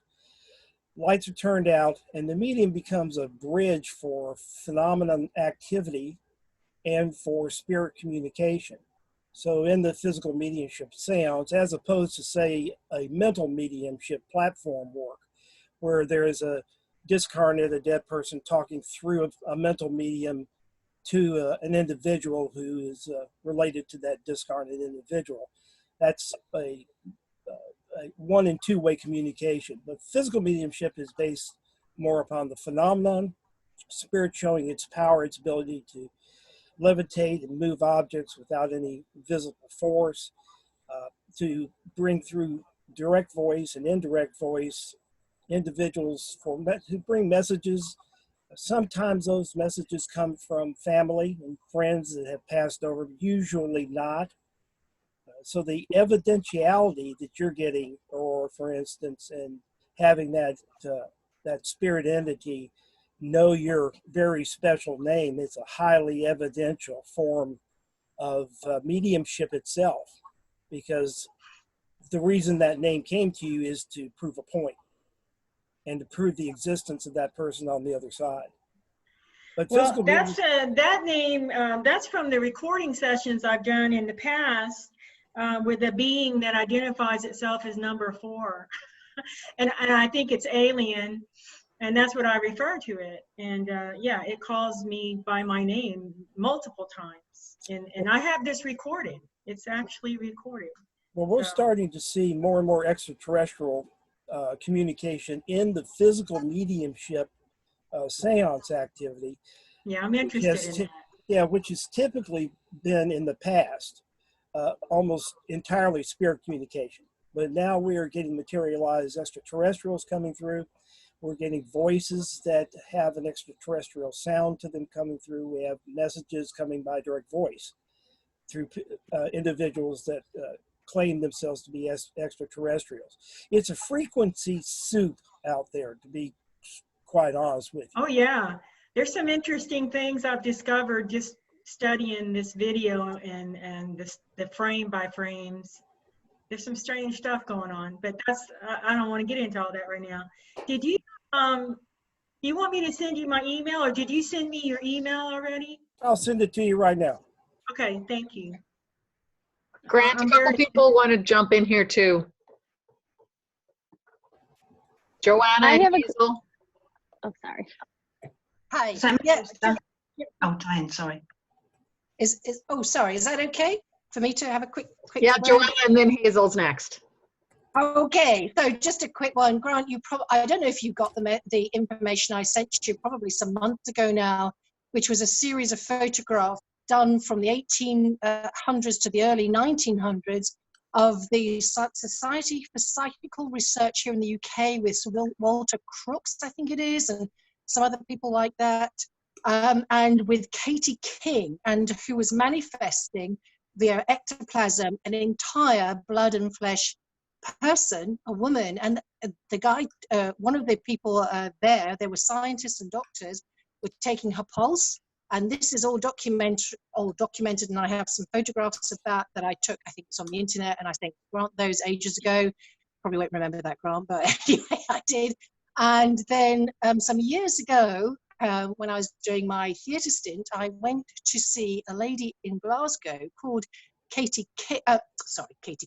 Queenie Nixon, who was a transfiguration medium. I don't know if you guys have heard of that. And Walter, you may have, but a transfiguration medium is where the medium takes on the embodiment to a degree of the being coming through. And apparently here, is one of the most difficult things to come through or to manifest. And I saw with my very own eyes Queenie, who was a tiny, diminutive woman, maybe about 5 foot tall, and who worked, by the way, on a dark stage with a red light. Apparently, that's the most useful frequency to do that, to manifest the atmosphere or energy frequency. And it was absolutely amazing. One of her guards came through, who was a Chinese man, and you could see the thin line. I mean, you really had to ask her, am I really seeing it? But yes, she didn't have a moustache. But this, who Queenie Nixon was bringing through, had a moustache, this ancient Chinese, and her hair, which was short and curly, and the old perm that some people prefer in older years, was no longer there. And then when her Scottish guide, whose name escapes me now, well, both their names escape me, turned up. Now, Queenie was sitting on the stage, and I swear that this being, who was a bit of a doer Scots, doer meaning a bit, oh, I don't know, he seemed to be, everything seemed to take a downturn. You know, he wasn't, I'm sure he was positive, but he had a very Scottish doer turn of phrase. And anyway, but he seemed to be very tall, ridiculously tall. And I was trying to see if Queenie was levitating. I couldn't see anything, but she seemed to be, you know, like 6 foot or more, a lot taller than the little 5 foot lady she probably was. And when this had all finished, at the end, she greeted all of us as we left the hall where this was done in Glasgow so many years ago. And she shook all our hands, and she said that she needed to do that to regain the energy a little bit from each of us, because I'm telling you, I've never seen a human being green. She was a pale green color with the effort, or the whatever that was, whatever happened, turned her really a slight green color. And that was just the exhaustion from this work. Anyway, I just thought I would mention that, but this early last century work by the Society for Psychical Research, beg your pardon, with all the scientists and doctors, is very interesting to look at for background if you've never seen it, because there's the evidence and it's documented and photographed. Just thought I'd throw that in. Well, I appreciate that. Do you go to any of the seances in the UK? I actually sat in circle for 5 years myself. And what that means, it's a developmental circle, because I used to go to the seances now and again in London, because I used to hear my name being called. This was years before anything to do with the UFO stuff, but it was the sound of my mother's voice. So when she was alive, of course, and I was in the house where she was, I would, you know, shout down what, and it was one of those things that, oh, I didn't really hear it then, because she said, no, nothing. And then I'd hear it again, and I would hear it externally. This wasn't in my head. And it was so strong on several occasions, but it was one of those things, I never really paid attention to it. And the first clairvoyant I went to have a private sitting with said, you hear your name being called.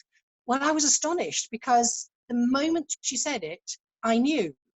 And then I was told that it was actually my grandmother, who couldn't do anything to help me on the earth plane when she was around. She died when I was very young, but she was making herself a guardian of me and the other members of the family from now on.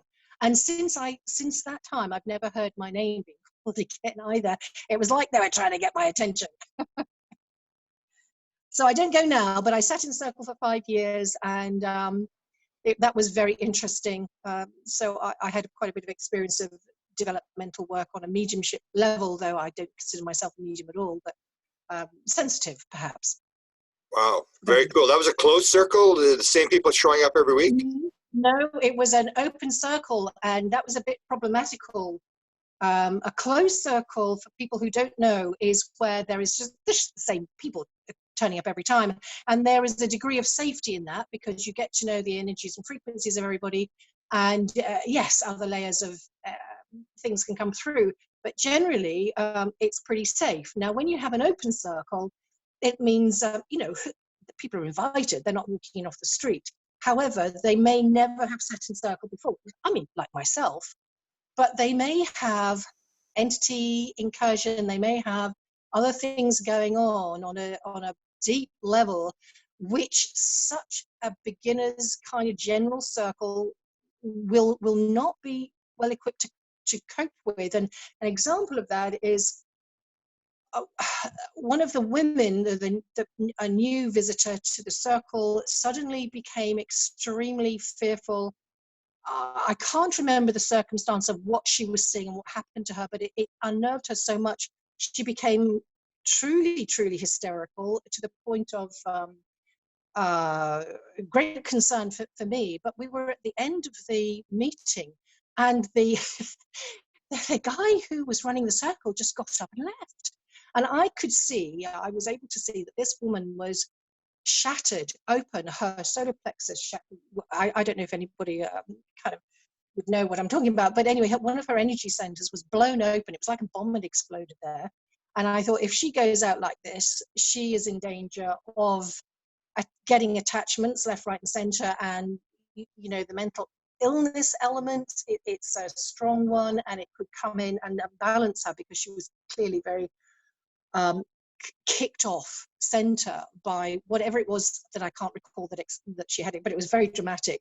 And I just spent some time working on clearing whatever was there and just healing that, bringing that chakra into balance, because it wasn't safe. It wasn't safe for her to go out. It would be like letting a 2-year-old going out in a road of traffic. She's bound to get hit at some point. So anyway. Yeah, Walter can maybe comment on that, because I know the Kai Muga was coming to America, and it was Walter was helping me get into that one, and David Thompson, and there's always a reticence to have somebody who's new in a circle, because you never know, once you freak out, the whole thing sort of shuts down. And luckily, Walter warned me about Kai, was that the one session, they can go 5.5 hours. I'm thinking, well, good thing you told me that, because I'd make sure I don't drink water that day, because you never know what's going to happen in these sessions, and it's very based upon people's energy. And if you happen to be some new person who sort of freaks out when you get in there, it destroys it for everybody. Yeah, well, I don't think this dear person had. This was a result of her opening up without instruction, without support, and it just. It was a very good lesson for me, because I became I studied regression and worked as a regression therapist, or you might call it quantum healing, and it kind of brings in that. And I also experienced at the hands of my trainer what I would almost call a near-death experience, which was not at all fun. And once I was through that and over that, I understood absolutely the dangers of lack of preparedness. And I'm not saying it's that we have to, run through too many hoops. I'm just saying it's being mindful and just being aware. That's it. So now safety is mine. If I'm working with anybody, safety. Walter, you want to comment on that, and then we're going to go to Hazel in Spain. Sure. It's an unusual opportunity to sit in a development circle, Joanna. Congratulations on that. That must have been a wonderful experience. I've never had that ability. Well, 5 years was a long time. It's a labor of love, isn't it? Could you mind telling me who you said? It was, and I tell you what was very interesting. During that time of my life, I would be traveling on a Friday from London, where I used to live, down to the southeast coast where I now live, and that would be probably about a 2-hour journey, and that would be after a week of work and all the rest of it. And I noticed that if I missed a session, which was normally 2 hours, about an hour and a half possibly, before driving off, which would make it sort of 8:30 p.m. my time, if I missed it, I'd be on my knees with exhaustion. But if I went to the circle, I'd be flying. My energies would be incredibly high, and that was every time. So I made sure I was going traveling on a Friday. Yeah, I have to travel about 150 to 175 miles to get to the seance room that I frequent. And right. I can tell you that usually means I'm coming back home at midnight or 1 o'clock in the morning. Now, I've never had trouble was falling No, asleep. it's It's a amazing. highly energetic environment, the physical mediumship Sure. seance is, and you absorb a great deal of that and take it with you. Yeah, absolutely, totally agree. Yeah, it was very a very interesting experience that I did many years ago, and that was from when I was exploring all of that sort of stuff, and then when I was sitting in a church or a meeting, whatever you want to call it, in Notting Hill Gate, London, they just said we'd really like to invite you. He was he just chose a couple of us out of the which he didn't normally do, but obviously there was something sparking there going on. And it was quite interesting, though. I would say that after 2 years, I didn't really learn a lot from the person who ran the circle, but I learned a lot about my ability to interact and read the energies of the people there, and you know, be able to support them if needed, and also to have my whatever I was getting through read. It's very interesting. I never talk about the mediumship aspect that I, you know, started off researching all those many years ago, because I've morphed into the ET newsroom side of things and all the rest of that. But it is absolutely linked, really. It's I don't know all the pathways in yet, but there has to be. It is absolutely all part of this one thing. It's now it's obvious to me. Who did you sit in development with? I'm sorry, I didn't catch that. Who did you sit in development with, if you don't mind me asking? Oh, I sat in the Spiritualist Association of Great Britain in Belgrave Square. It was with a gentleman called Richard Dancer.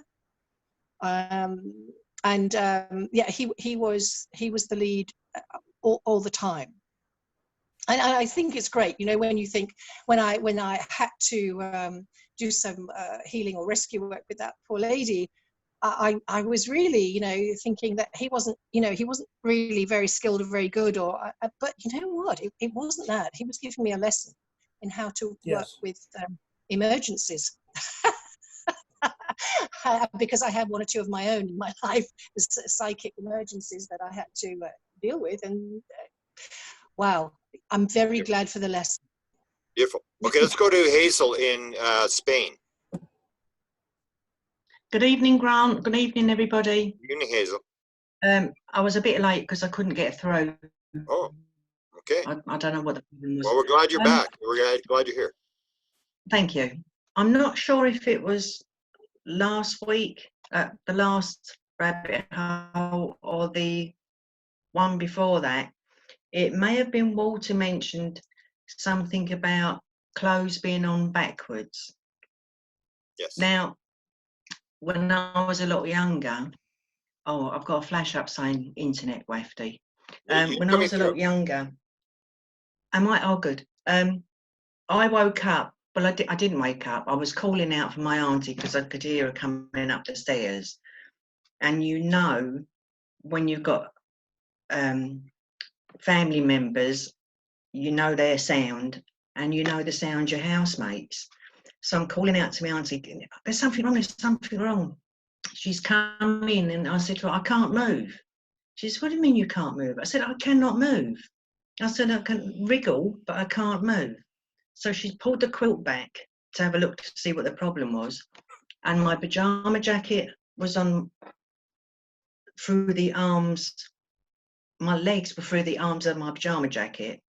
And my trousers, I had my arms in, so the waistband was sort of around the back of my neck. And of course, I'd gone numb. Now, I was always told, now don't laugh. I was always told because I sleepwalked. How on earth am I going to get out the toilet or wherever I'd been in that position? But that's how I woke up, completely numb.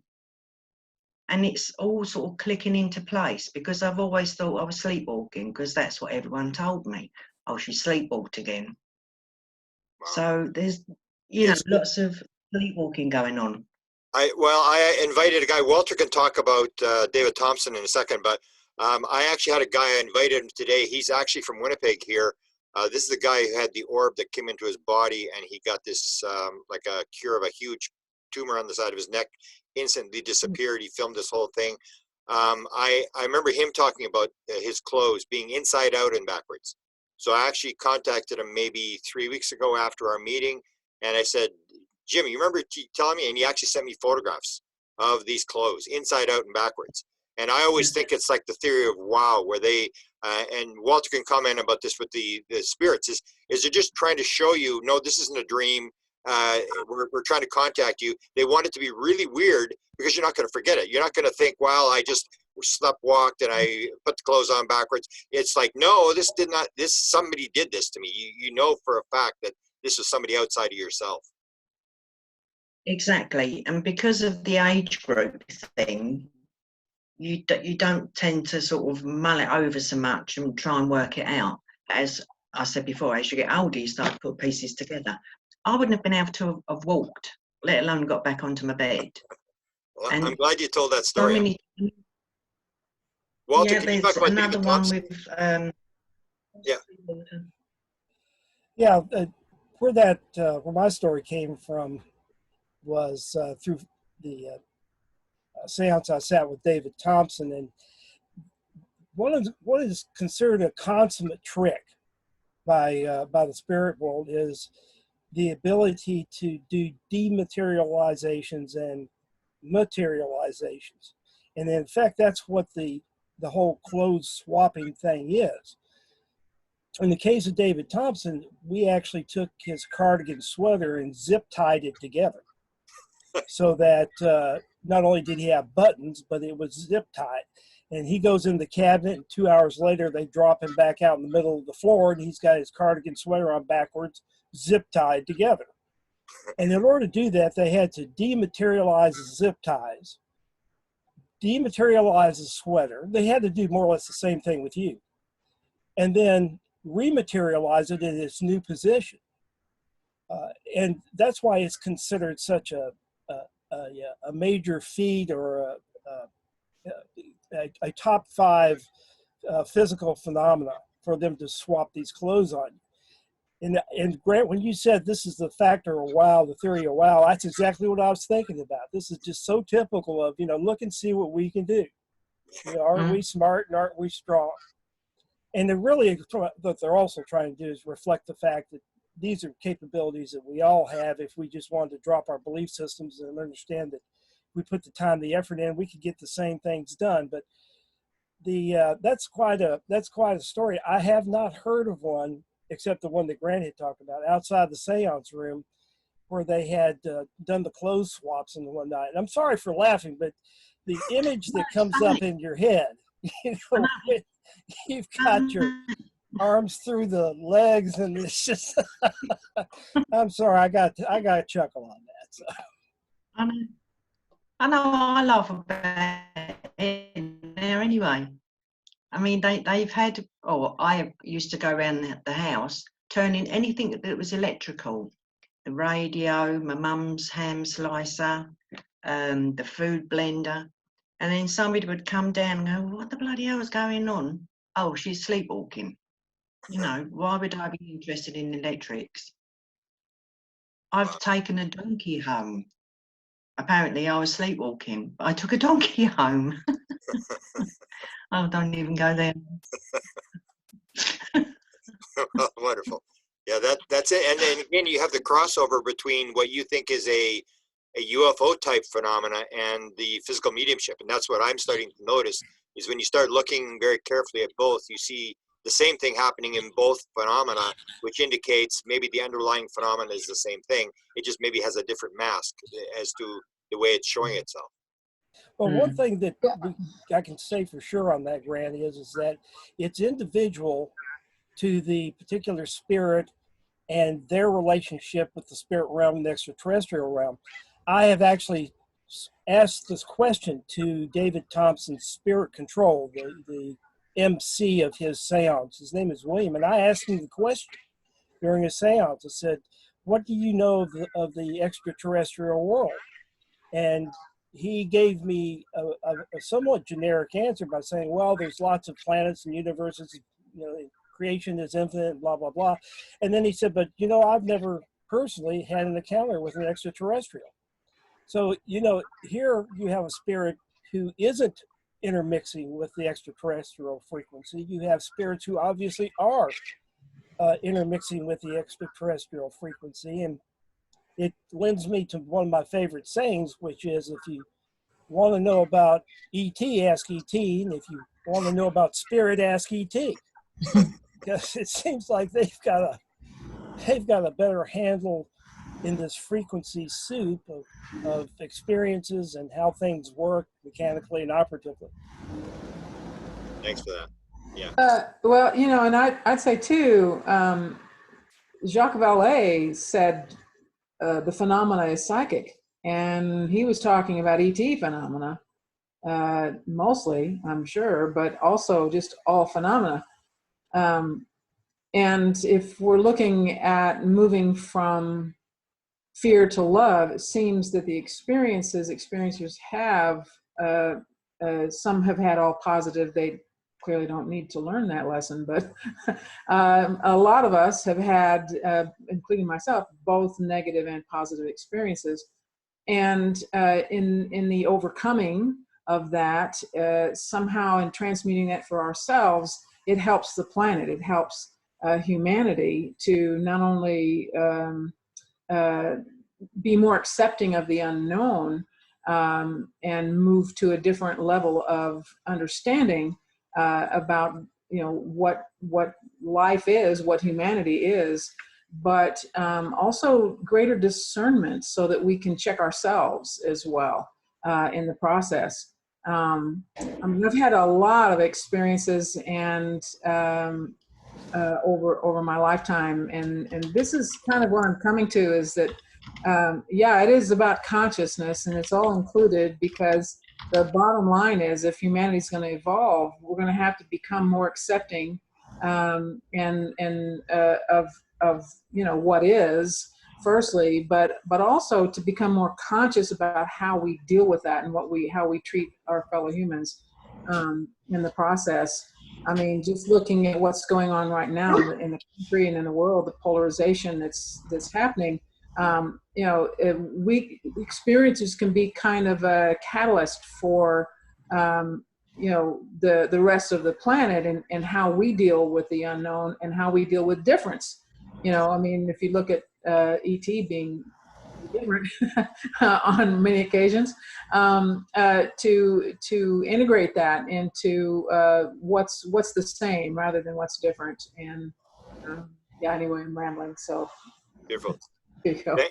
Thank you, Candace. You had the encounter with the Greys, so it's good coming from you. And you actually were regressed by Bud Hopkins twice, so you've been down the road. You've had a lot of interesting experiences, and I appreciate you sharing. Let's go to Kim now. Kim was with myself, and there's a number of people from the Mount Shasta group here. So Kim, you want to jump in here from Michigan? Hi, right? yeah, yep, from Michigan. Yep. I wanted to share just a quick story that relates to fear, and then I have a question for Walter. Just a few weeks ago, I went to a gong immersion near my home, and it was a fundraiser. So I went. It was a Saturday night, and I happened to run into several people that I knew at the immersion. And two of which ladies were right behind me, and one of them was my shaman intuitive teacher. I studied with her for 4 years in her intuitive development trainings. Her name is Lori, and another gal named Lisa. We did some warm-up exercises, moving with breath, and then we all laid down, and a gal named Valerie, she had all these gongs. They were beautiful, and she started playing these gongs. And as soon as I closed my eyes, a little gray ET popped in right away, just as clear as day. But my eyes are closed. He was in front of me, and he was just looking at me. And I said, "Oh, hello." And I started talking to him, and I was asking him about this fear, because I still feel like I have a little bit of fear inside of me. It's not a fear that I feel when I'm in the field, but when I'm at home and I'm having these interactions, these things that are happening, sometimes I have a lot of resistance to it. And so I was asking him about this fear. How do I work with this? And in the message that he said to me is that we are meeting you where you are. the kind of experiences that you're having with us is a reflection of where you're at. So as I develop, so too will the relationship that and the types of experiences that I'll be able to have with them. And that the fear I carry is reflected in the kind of experience I will have. And then from the unity perspective that we are one and that this little being is actually me and I'm having a conversation with myself. So then I smiled and I went and I drifted off into the rest of the session. Well, as soon as it was finished, I sat up and I was so excited to share with Lori and Lisa behind me. Lori actually popped into that conversation too. Her voice was loud and clear over my shoulder and she was talking to the being also. So I turned to Lori and I told her what had happened. But before I said anything, she says, "Oh my gosh," as soon as I lay down and closed my eyes, the whole room filled up with all these ET beings. And she was asking them who they were and if they were benevolent. That was her approach. And they said, "Yes, absolutely. We're here to join in with you." And she wanted to know who they were. And they said they were the Octurians. And then Lisa chimed in and said she got ET showing up as well.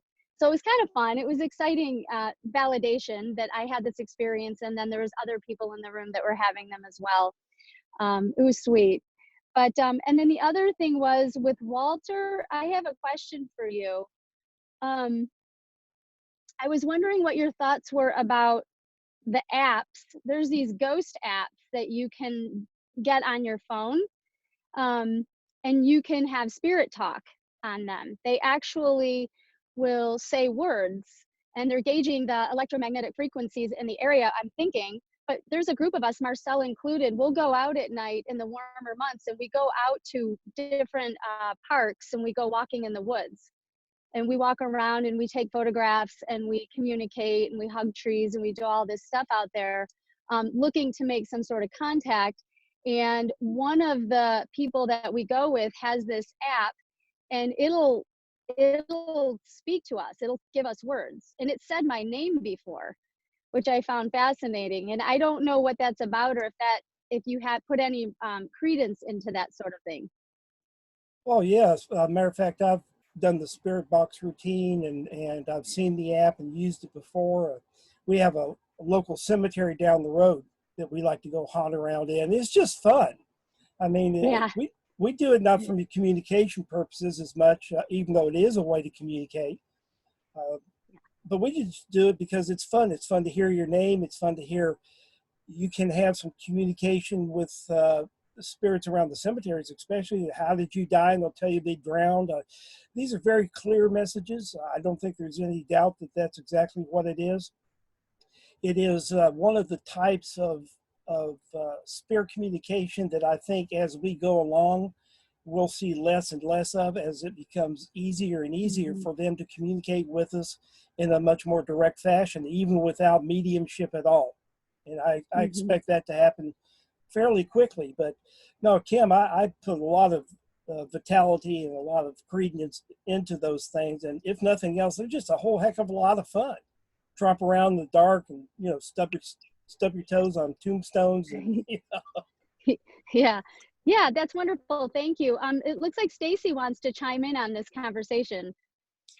Hi, so I've been using the ghost tracker on my phone that's from Spud Pickles or something like that. It's one of the main ghost trackers. But the cool thing is you can change the vocabulary, so you can add your own verbiage, your own words in there.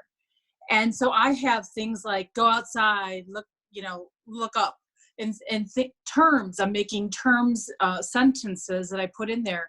And it's actually worked where I'll be sitting here reading a book, middle of the night, they'll say, go outside now, because I put those words in. And I'll go out and there'll be an orb that will flash. So I know they're manipulating the program, but I've made it work for me in that way. That's really awesome. I just wonder if anyone else has done that. Same thing. Yeah, I'm familiar with the program. We've fooled with it. And it goes back to something that I said earlier, I think, Stacy, and that is spirit individually has better ways of communicating with you according to that spirit's capabilities and abilities. And some of them use EVP, and some of them use ghost box messaging, and some of them use physical mediumship, and some of them use, mental mediumship, and some of them use all kinds of different things.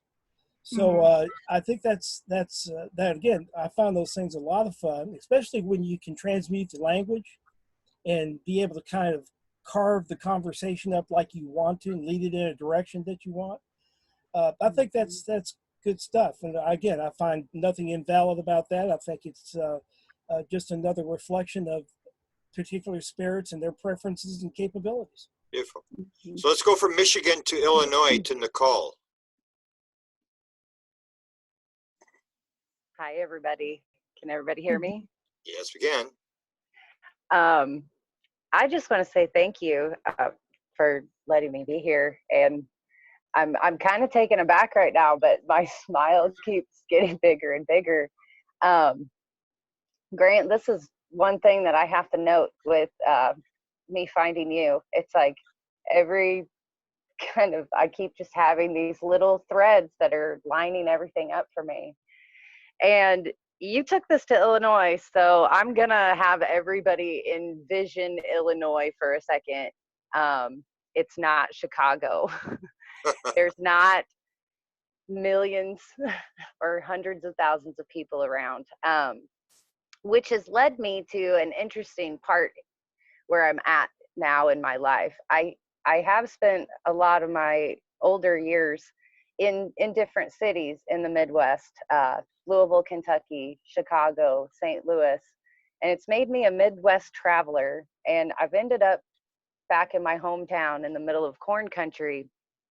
And I come from this nuts and bolts ufology world, but I also come from this lover of art and history and this contact that all of these avenues have kind of led me to. Through this exploration, I have had synchronicities to where I now believe I have had this contact, if not from birth or before birth, so early in my life that all of these shared experiences, I have a piece of almost everything you guys have talked about today, everybody. This visual contact that I had with a craft led me to explore the spiritual things of being raised Catholic that I didn't agree with. And it led me into the spiritual journey of the history of religions. And somebody mentioned a moment ago, it's like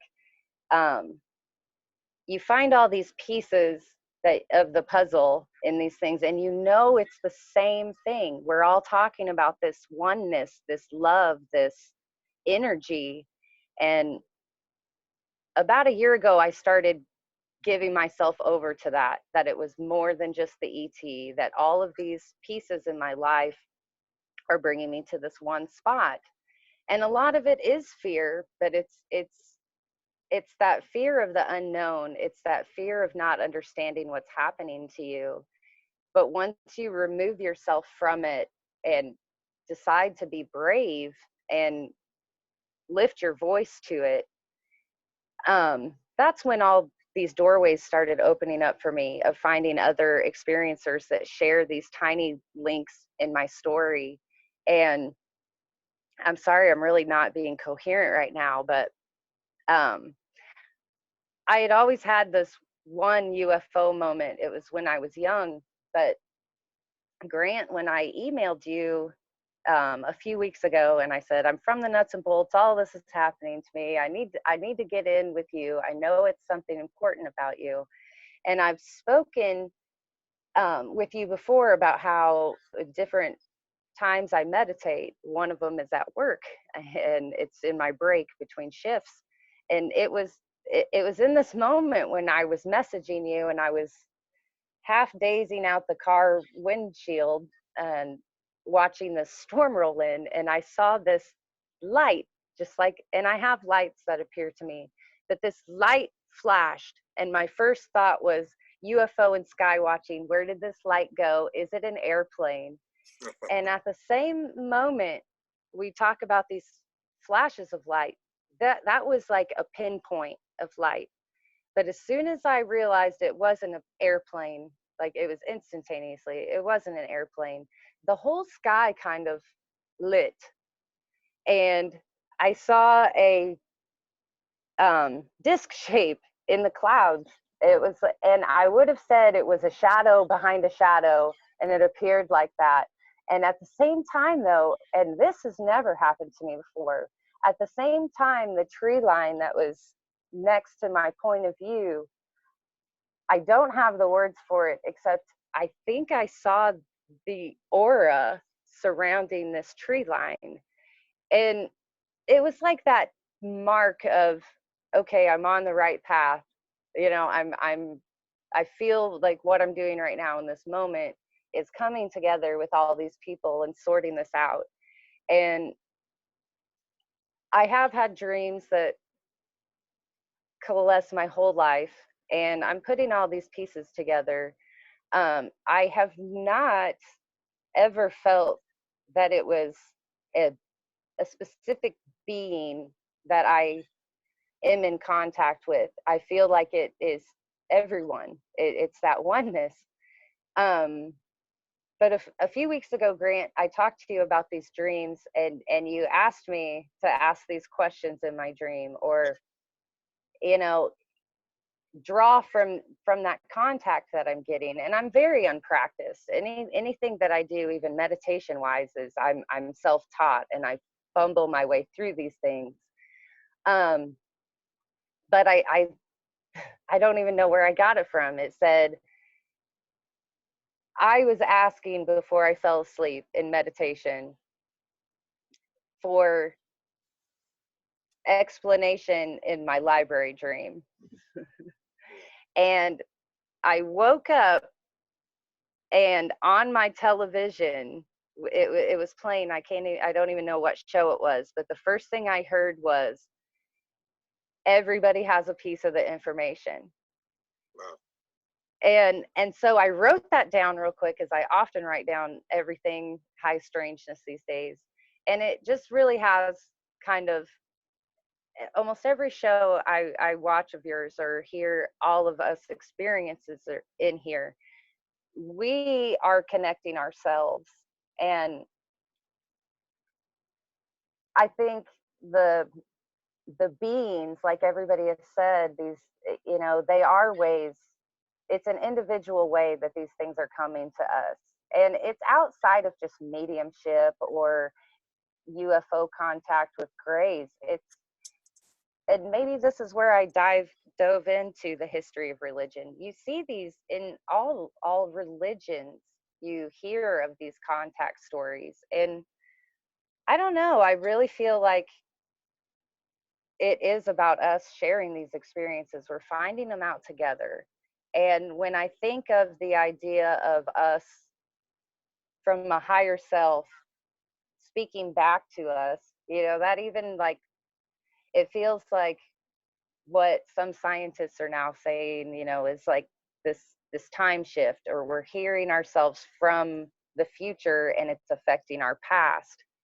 And that's something I have always felt very strongly about, that with all of this searching, this is inside of me. It's not some outside entity that is going to affect my life. It is coming from within me. And if that's my higher self or a higher collective, we have all these language problems of expressing these feelings wrong, although we know it feels right. And one thing that's really hitting for me right now is this idea of our higher self.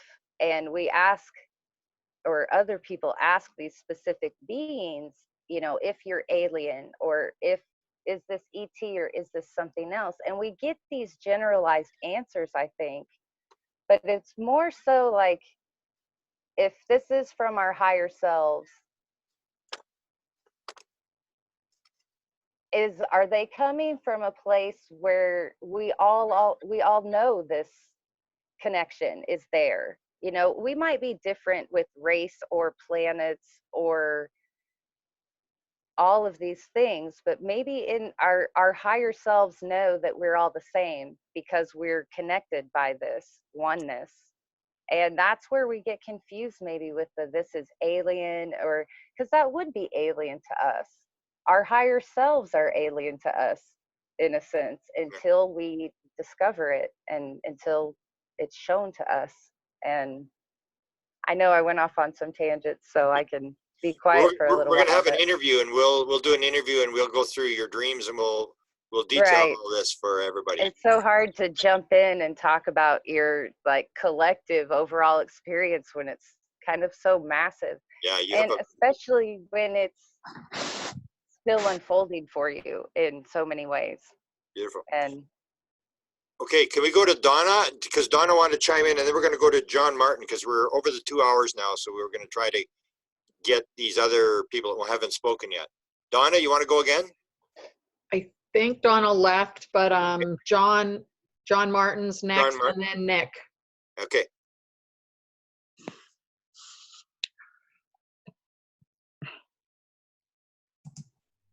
Are we, am I on? Yes, you are. Okay. Grant, I'm a classically trained guitarist. I was brought here by Joanna, and I've performed for many presidents, including President Carter, and I had dinner in Toledo, Spain with him a number of years ago, and we talked about UFOs. Beautiful. And I used that experience as an impetus to try an experiment. And so I went on my deck and I began playing guitar and projecting music into the universe and positive thought and love. And it brings up a lot of strong emotions, and I apologize for that. But almost immediately after the second session, a purple dome-shaped object with a pink ring around the bottom third of the bell came directly over our home. It looked like the Glocka, but it was version 7050. It was just absolutely an amazing thing. And then a few days later, 4 craft came, and they were in 2 sets of 2 in my courtyard right where I play. And then after that, a giant cross-shaped and crescent-shaped craft. They were metallic. They were the size of office buildings. And they came directly over my home. And at the same time, I don't really know how to put a picture up for you, but in England, this crop circle appeared a few months prior to that. And I had my camera out and I was wanting to take a picture, and very clearly in my mind, I was told, please don't take our picture. We'll give you something that you can take a picture of. And let me see if I can find what they gave me. Wow. And then they gave me this beautiful heart-shaped cloud. Wow. Beautiful. And they've been doing this for years now. I create art for them. They create art for me. Wow. And it's just been absolutely an incredible experience. I've had many orbs, like many people have said there. They'll come in, I'll wave to them. They're interactive. I had a beautiful multi-dimensional being that came this time last year on Easter. Let me see if I can find that for you. I don't know if you can see that or not, but. Oh yeah, yeah, yep. And you can see the portal that it came in on, came through off to the side. Oh yeah, yeah. Wow. And so I've been doing that, and I spoke with MUFON, and they asked me to go on a night sky watch a couple years back, and I was projecting. What I do is I play the music in my mind, and I project that into the universe. Wow. And when I do that, I'm playing, Bach and Ravel and original pieces. So I was projecting very strongly into the universe. And a lot of times when they come, you'll see like a golden shooting star effect that happened. And his partner was behind me, and I said, they're about to be here, get ready. And directly above us, a golden orb craft appeared directly above us. And unfortunately, the state director of MUFON jumped up and started running in a circle. It's a satellite. It's a satellite. And you know, you talk about intent and emotion. It immediately dematerialized, went up to about 40,000 feet and was gone. So that is, you know, such an important aspect is your interaction, the way that you feel, the way that you project. I see them almost every night. The other day I had one that stopped, and I was able to lay down in the grass, and it was making geometric shapes directly above me. And it was just absolutely amazing. I wrote President Carter about my experiences too, and he wrote me a lovely note back. And to me, he's such an important person in my life, and it was important to share that with him. And anyway, that is just in a very small encapsulated way that is my experience so far. And I've had hundreds and hundreds of these experiences. We'll have to do an interview, because I saw the interview you did with Alfred Weber, so I'm familiar with your story and with the Carter thing. And I did do a book on music called Tuned In, the connection between UFOs and music. So maybe we can do an interview sometime and you can go through your whole story. And 'cause it is a fascinating story. I'm familiar with your story. I'm aware of that, and I'm aware of your book, and I would very much like that. That would be Beautiful. wonderful. Let's do that. Fantastic. Thank you for And your time. I would just like to chime in and say that John is a contributor to the Eclectia album, which was produced late 2018, which is an album, international album, featuring people like John who've had experiences of ET, UFO, paranormal, etc. And so that's a whole album we've got together. And mentioning Grant, we've got some short interviews on there and some small sound bites as well as the music, talking where people like John talk about what happened to them. And we've got President Carter's letter or response to your letter on there, haven't we, John, as well? Beautiful. Just thought that was interesting. Yeah, that's interesting that I did the book and then you did the album. Basically the same concept, that there is some sort of interaction or right brain people who are able to tap in and messages being sent back. Yeah. And there's this contact that's being used through music. I think music is the universal language. And when you use that, it's a language of love. It's a language of higher intent. It shows the music I play goes through all the periods from early Baroque, Renaissance, Impressionist, classical, romantic, modern. And I project all of that into the universe. And it's acknowledged and it's respected. And it's been an eye-opening experience for me to be able to share with the universe, and I create art for them, and they in turn create beautiful art for me, and it's just been an amazing experience. Beautiful. I appreciate your sharing, because you have an interesting story. Thank you. Anybody else want to chime in here as we close down?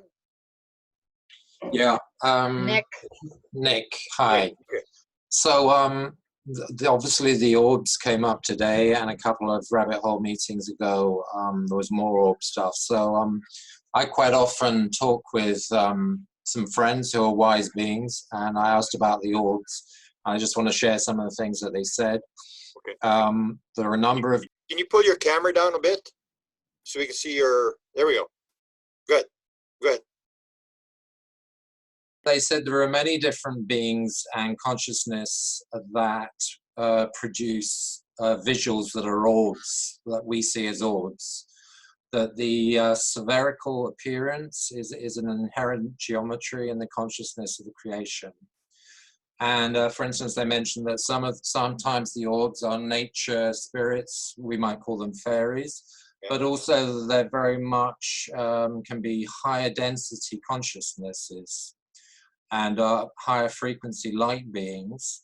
And then they will appear as orbs of energy that can appear around an individual being, a high frequency being, but they may be so bright that we will perceive the orbs and we won't actually see the individual within them. The other thing they mentioned, because I believe we were also talking a few rabbit hole meetings ago about the fact that sometimes within these orbs are the craft. They talked about size, and they said, you know, the human mind has a very sort of fixed idea about size, But in the frequencies of consciousness, size is not a fixed thing. It can be very enormous or tiny from our perspective. And then the other thing that they were keen just to mention is that there are some animals that perceive us in the way that we see the orbs. They tend to tune into our consciousness more than they do our physical body. And the final thing I just want to say is, in terms of today's conversation, or this evening's conversation over here in the UK, it's evening, is that it really seems to be about frequency. They mentioned the other day when I was speaking that there are some ETs that are very interested in us and are tuning in. There are others that are different frequencies that aren't. That the craft are sometimes, very physical craft, like our cars are. Sometimes they are kind of high energy craft, and then sometimes the craft are the actual beings and the bodies of the beings. So it really does change a lot. Beautiful. Well, you've got some interesting. You've been in contact your whole life, or is this just recently, or? No, I was drawn around the age of 21 to be part of a spiritual group, of which channeling and wise message was part of the basic group, and it was like coming home. Wow. It was like, the kind of information was just very wise. It was very kind of wide and deep, and it just felt really good. So I've been part of that, that theme for a while. And although I work in counseling, the counselors I go to are the wise beings, not physical beings. Interesting. Thank you. Lots of British people on here today. That's good. Yeah. So I just wanted to say, Nick, you really sort of rang a bell for me there when you said it was like going home. And you know what? That's just brought back a memory of those initial spiritually orientated meetings in my 20s. And my God, it was like the plug being reconnected, because I had disconnected consciously as a child because of some trauma, which I don't need to go into. And so I had, done that purposely. But then when I had this experience of the spiritualist thing, my God, it was like I was plugged back in. Come home. Yeah, very interesting. Thanks for that memory return. Beautiful. Maybe the trauma was leaving Toronto. Yeah, absolutely. You're back home. Beautiful. Good to have you share. Anybody want to say something before we shut down here? There's two more people. Sorry, Peg and George are the last two. Peg and then George. Go ahead. I guess I'm up. Yes. Everybody can hear me? Okay, hi. Yes, welcome. Yeah, I came in a little bit hour late. I just want to say thank you, Nick, because you just touched on the things I was going to say. I'll just give a quick little story here. I was with a CE5 group in Shasta some years ago, and we were inside in the afternoon, and everybody's looking forward to their star watching at night, to what they'll see in the sky. And I see orbs pretty regularly, and I saw this big orb come through, and out of that orb came 9 light beings that just lined up against like the far wall of this building. It was a community center. And I'm watching them, and I'm like, is anybody else seeing this? And finally a woman by me did see them, but she said she didn't see the forms. And so I started getting telepathic messages from them, and they're like, people have to know that we're here. And so they wanted me to tell people, and it was like dead silent in the room when I told them there's all these beings here. They want you to know they're here. They're here all the time. You just have to be open to looking for them besides up in the sky. And it was just so quiet in that room, and I thought maybe people will start looking. And then somebody who was very afraid broke the silence and they changed the subject completely. And I watched these beings it was like almost a physical shrug, like, oh, well, we tried. And they all went back into the orb and left. And it was like, what a missed opportunity.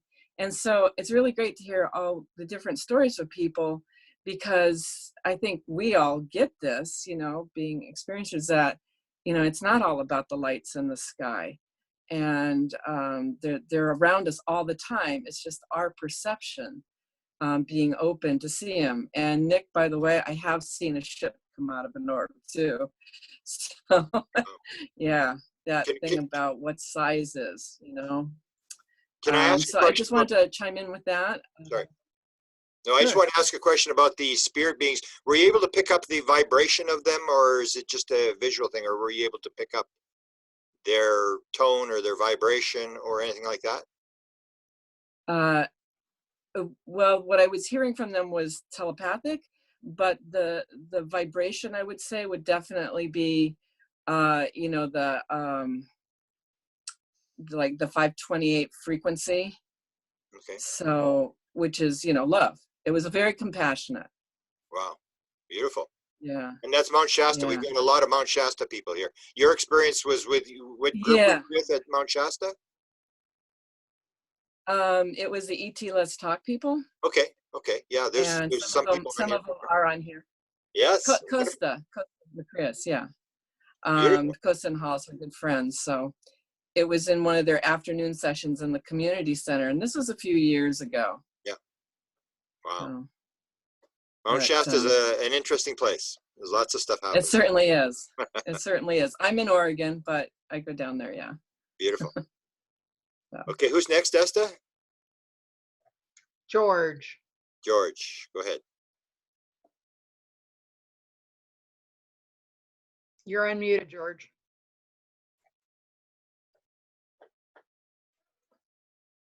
George, no?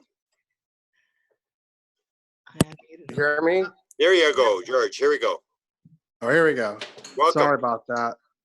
I'm a new member to this forum here. I'd just like to share two experiences that revealed to me the idea of oneness, and another one was that we are more than our physical bodies.